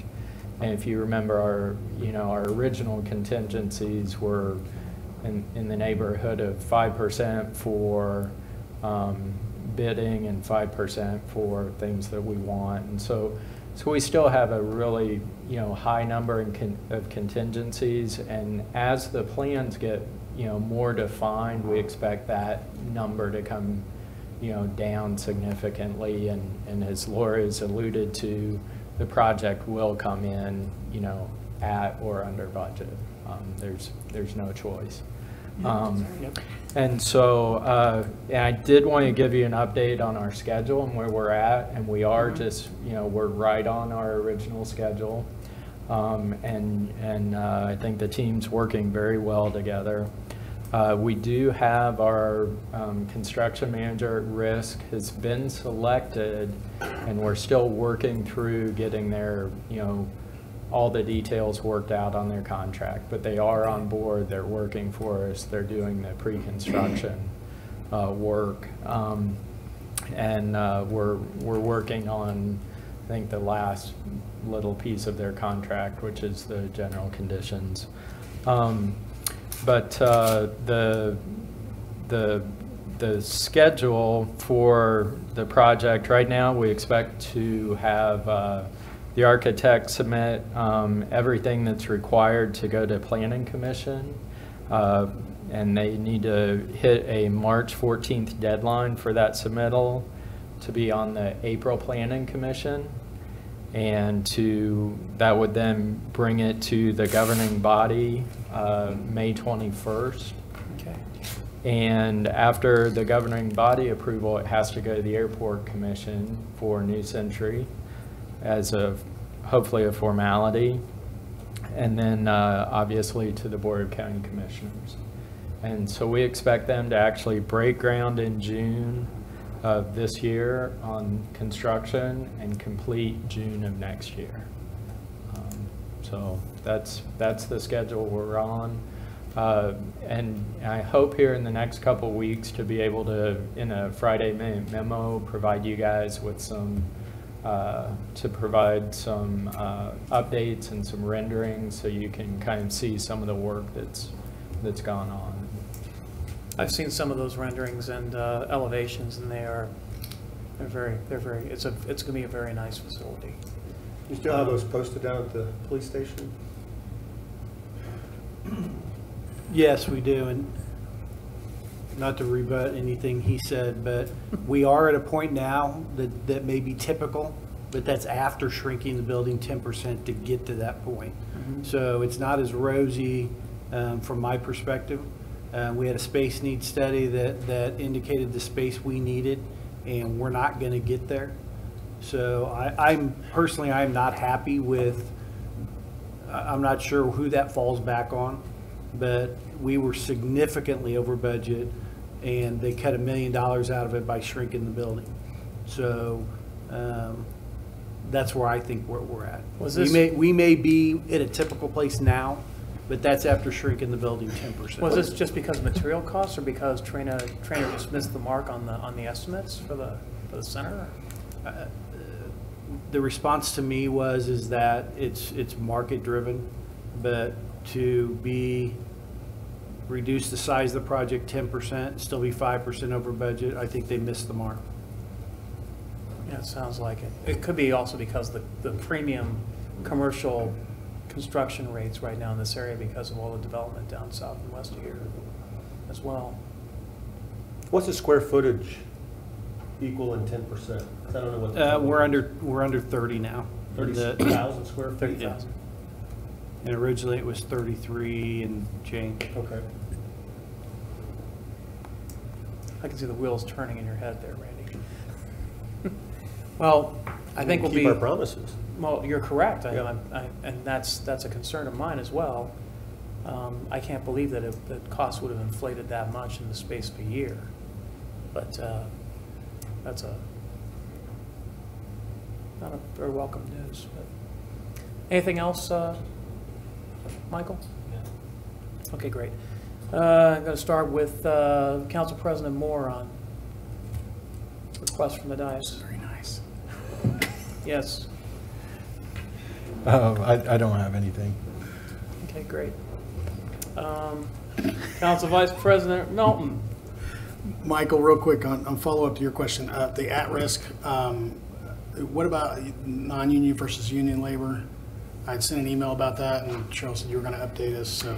Yeah, and on that, the construction manager at risk, when they bid out their trades, they will take union and non-union contractors. Is that based on just they're throwing out I'm not familiar with the bids on these, so they're either just like, here's what we need done, and it's just whoever, and it's an hour rate, or how does that work? Yeah, it's not whoever. It's basically they'll have to be pre-qualified, and we'll be getting those requirements soon, and we'll post those on our website.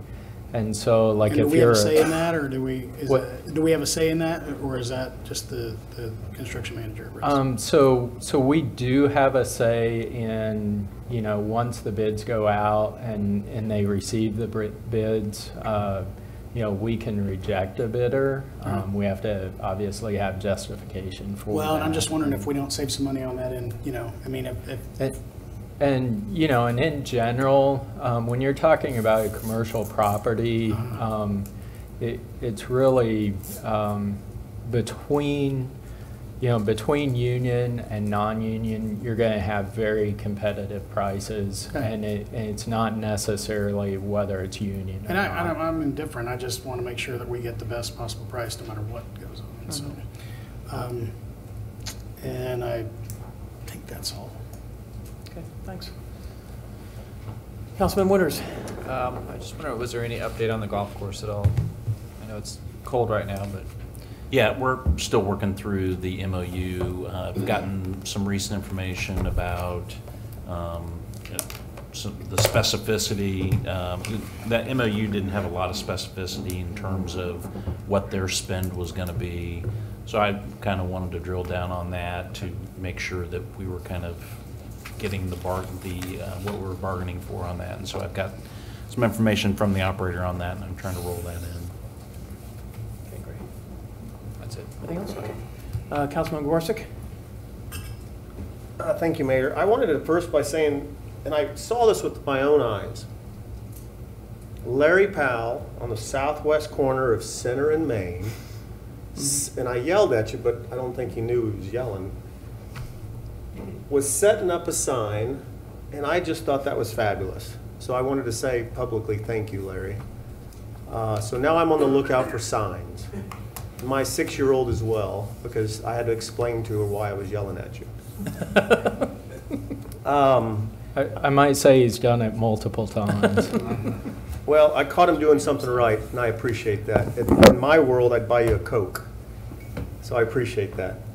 I think getting back to what the chief said, though, and I'm not a construction guru. I've been in the facility management world for a long time, and that's managing structures that are already up out of the ground and performing some sort of duty or making widgets or what have you. But don't we have some flexibility to squeeze that square footage back out and understand from a line item perspective where we could find that money?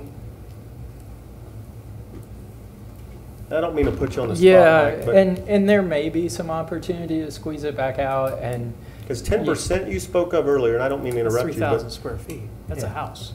I understand the square footage piece of it, but you spoke about 10%, I believe, earlier, 5% increments. So 10% of the 13 million is 1.3, simple math. So I'm just wondering if we can keep the change orders down and understand what that 10% really holds, we might be able to get that 3,000 square foot back. I don't know if that's going to help from an office perspective or where they, where they took that off of the blueprints. Yeah, and I don't think they cut any program areas or office areas. I think they shrunk some hallways and some items like that, and Chief may know some more specifics. And I apologize, I was out most of last week. Yeah, I'm glad you're feeling better. And I'm shooting from the hip, which is not normal for me, but I know we have a not to exceed budget, but by golly, because we're going to grow out of that thing sooner than we might think if growth continues. Yeah, and the important thing to me is to ensure that police is getting what they need, and Absolutely. now and in the future, and then also the courts as well, and and mainly that they have the program space. And I do think originally when we went through the spaces and the program, I don't think we were ever clear up to the 33,000 feet after we went back through the space needs study in the first, the first four. We had four alternatives that we looked at. And I don't think we were ever at 33,000 square feet. So it's been a little bit lower than that from the beginning. And I'll have to go back and see where they shaved the space off of. Well, I just want to get the best bang for our money without going over budget, but otherwise we're going to paint ourselves into a corner, and we're going to be right back at this in 5 to 10 years. We need a bigger police station, this, that, and the other. And giving up space now is probably not a good idea. So I saw you shaking your head over there, Chief. The 3,000 square feet that was cut, it wasn't just hallways, right? What else was it? It was basically and I just got the new full-size poster board rendering today. If you want to come by and look, you can look at it room by room. I'll be by tomorrow. Okay. All right, thanks. Thank you, Chief. Yeah, and I haven't looked through it in detail at this time yet. Good. Well, like I said, I'm glad you're feeling better, though. That's all I had, sir. Okay, thanks. Councilman Baldwin, sorry. I called you before. Gons, do we have an anticipated date on the rate study coming in for electric? The last update I received from Burns and McDonald was April. Okay. And now that the Main Street Corridor meetings are closed or done, where do we sit with that? What's we're moving forward? What's going on with that? Is that Michael or Larry? It's Larry.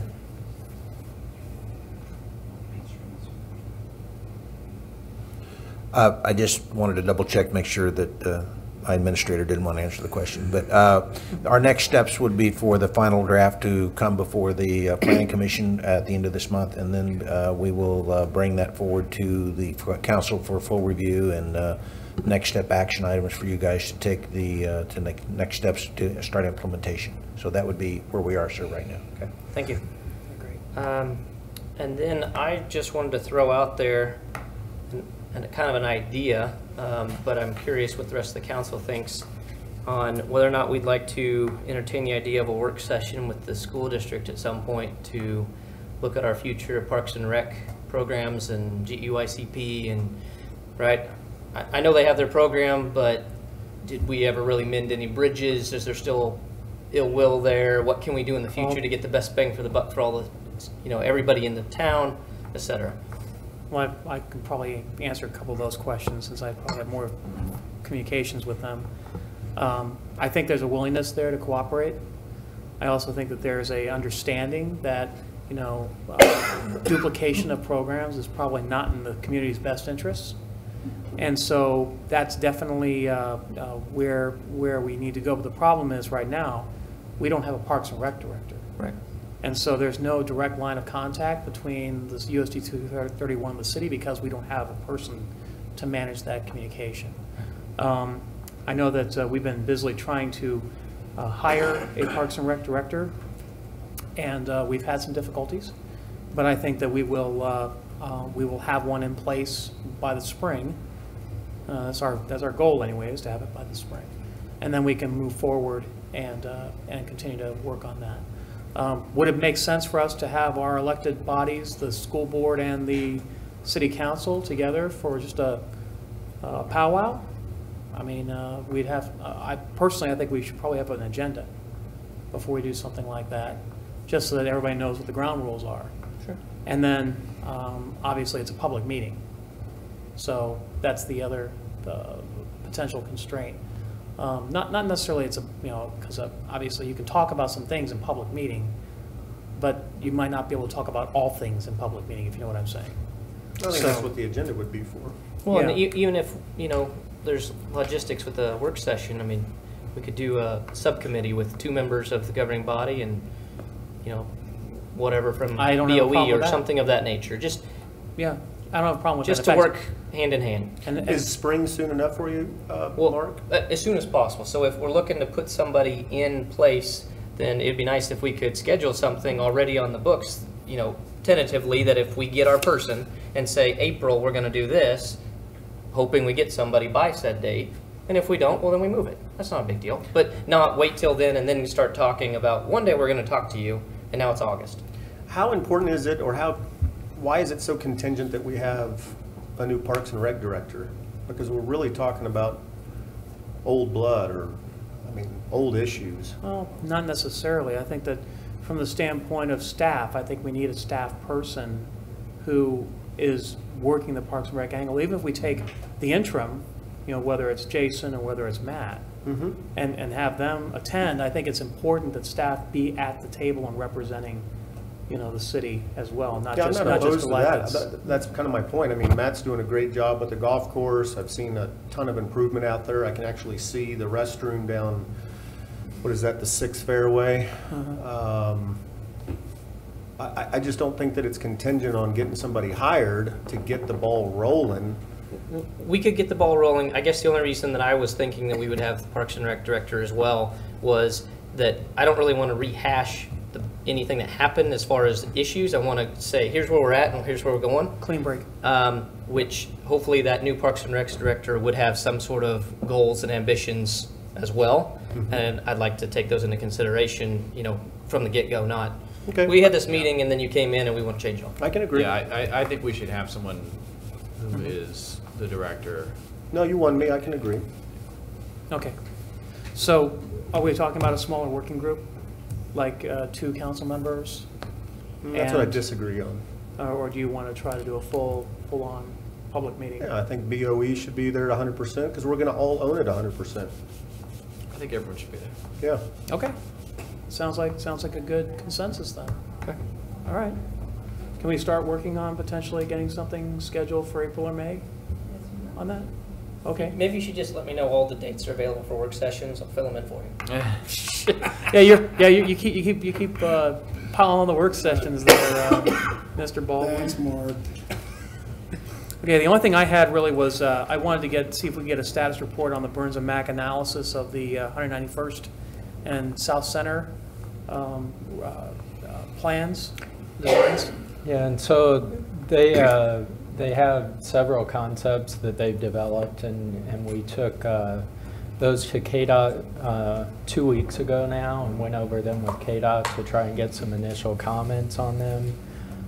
We expect to be bringing 3 of those to a community public meeting soon. Great. They have met with individual stakeholders and landholders, and emergency services in the school and such. And as far as, and I think, are you asking about the safety study for 191st itself? Well, it's kind of integrated with that, isn't it? And so that portion of it, we expect to have submitted back to KDOT the first week of April. Good. Great. All right, that's about all I had. Anything else from the body before we adjourn? All right, then I will entertain a motion to adjourn. So moved. Second. Motion Milton, second Moore, that we adjourn. All those in favor indicate by saying aye. Aye. I hope there's nobody opposed. No abstentions? We are adjourned.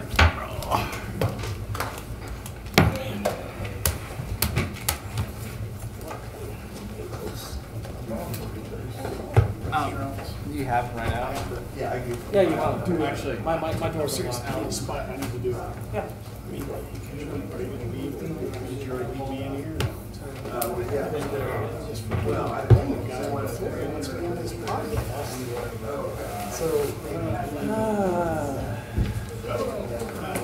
Yeah. Can you imagine what we now? I'm already on it. I was on at 5 o'clock. I got a guy in Florida who wants to do this podcast in like 20 minutes. I got this whole stuff. So you scheduled it thinking that you were going to be out of here? No, he just called. He's like, I've been having people message me going, hey, we want you on this thing. And I'm like, I'm in the middle of a meeting. Good stuff. Yeah, right. You too? I like your jacket. Well, thank you. You know this guy in the blue coat, is it? Mr. Fred Brett.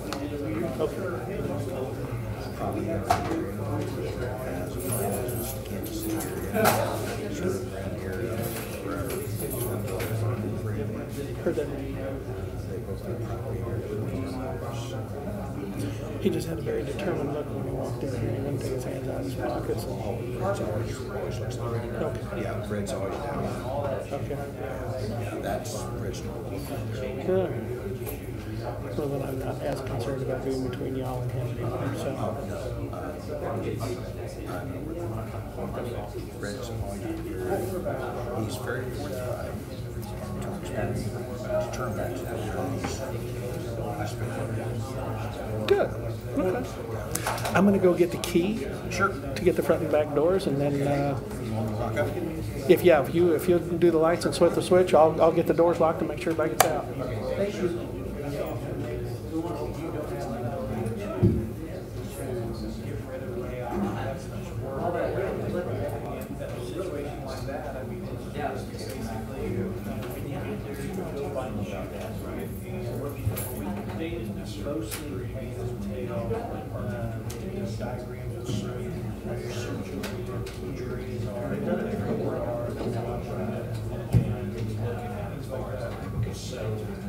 Anyway, so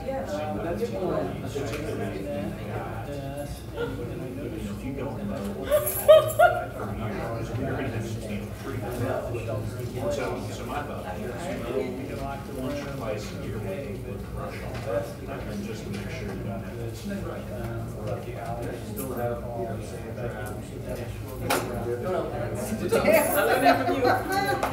Larry, thank you. Thank you very much. Because ultimately, what they want to do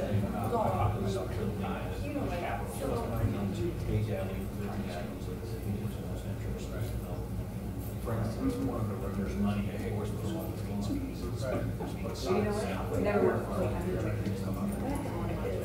space.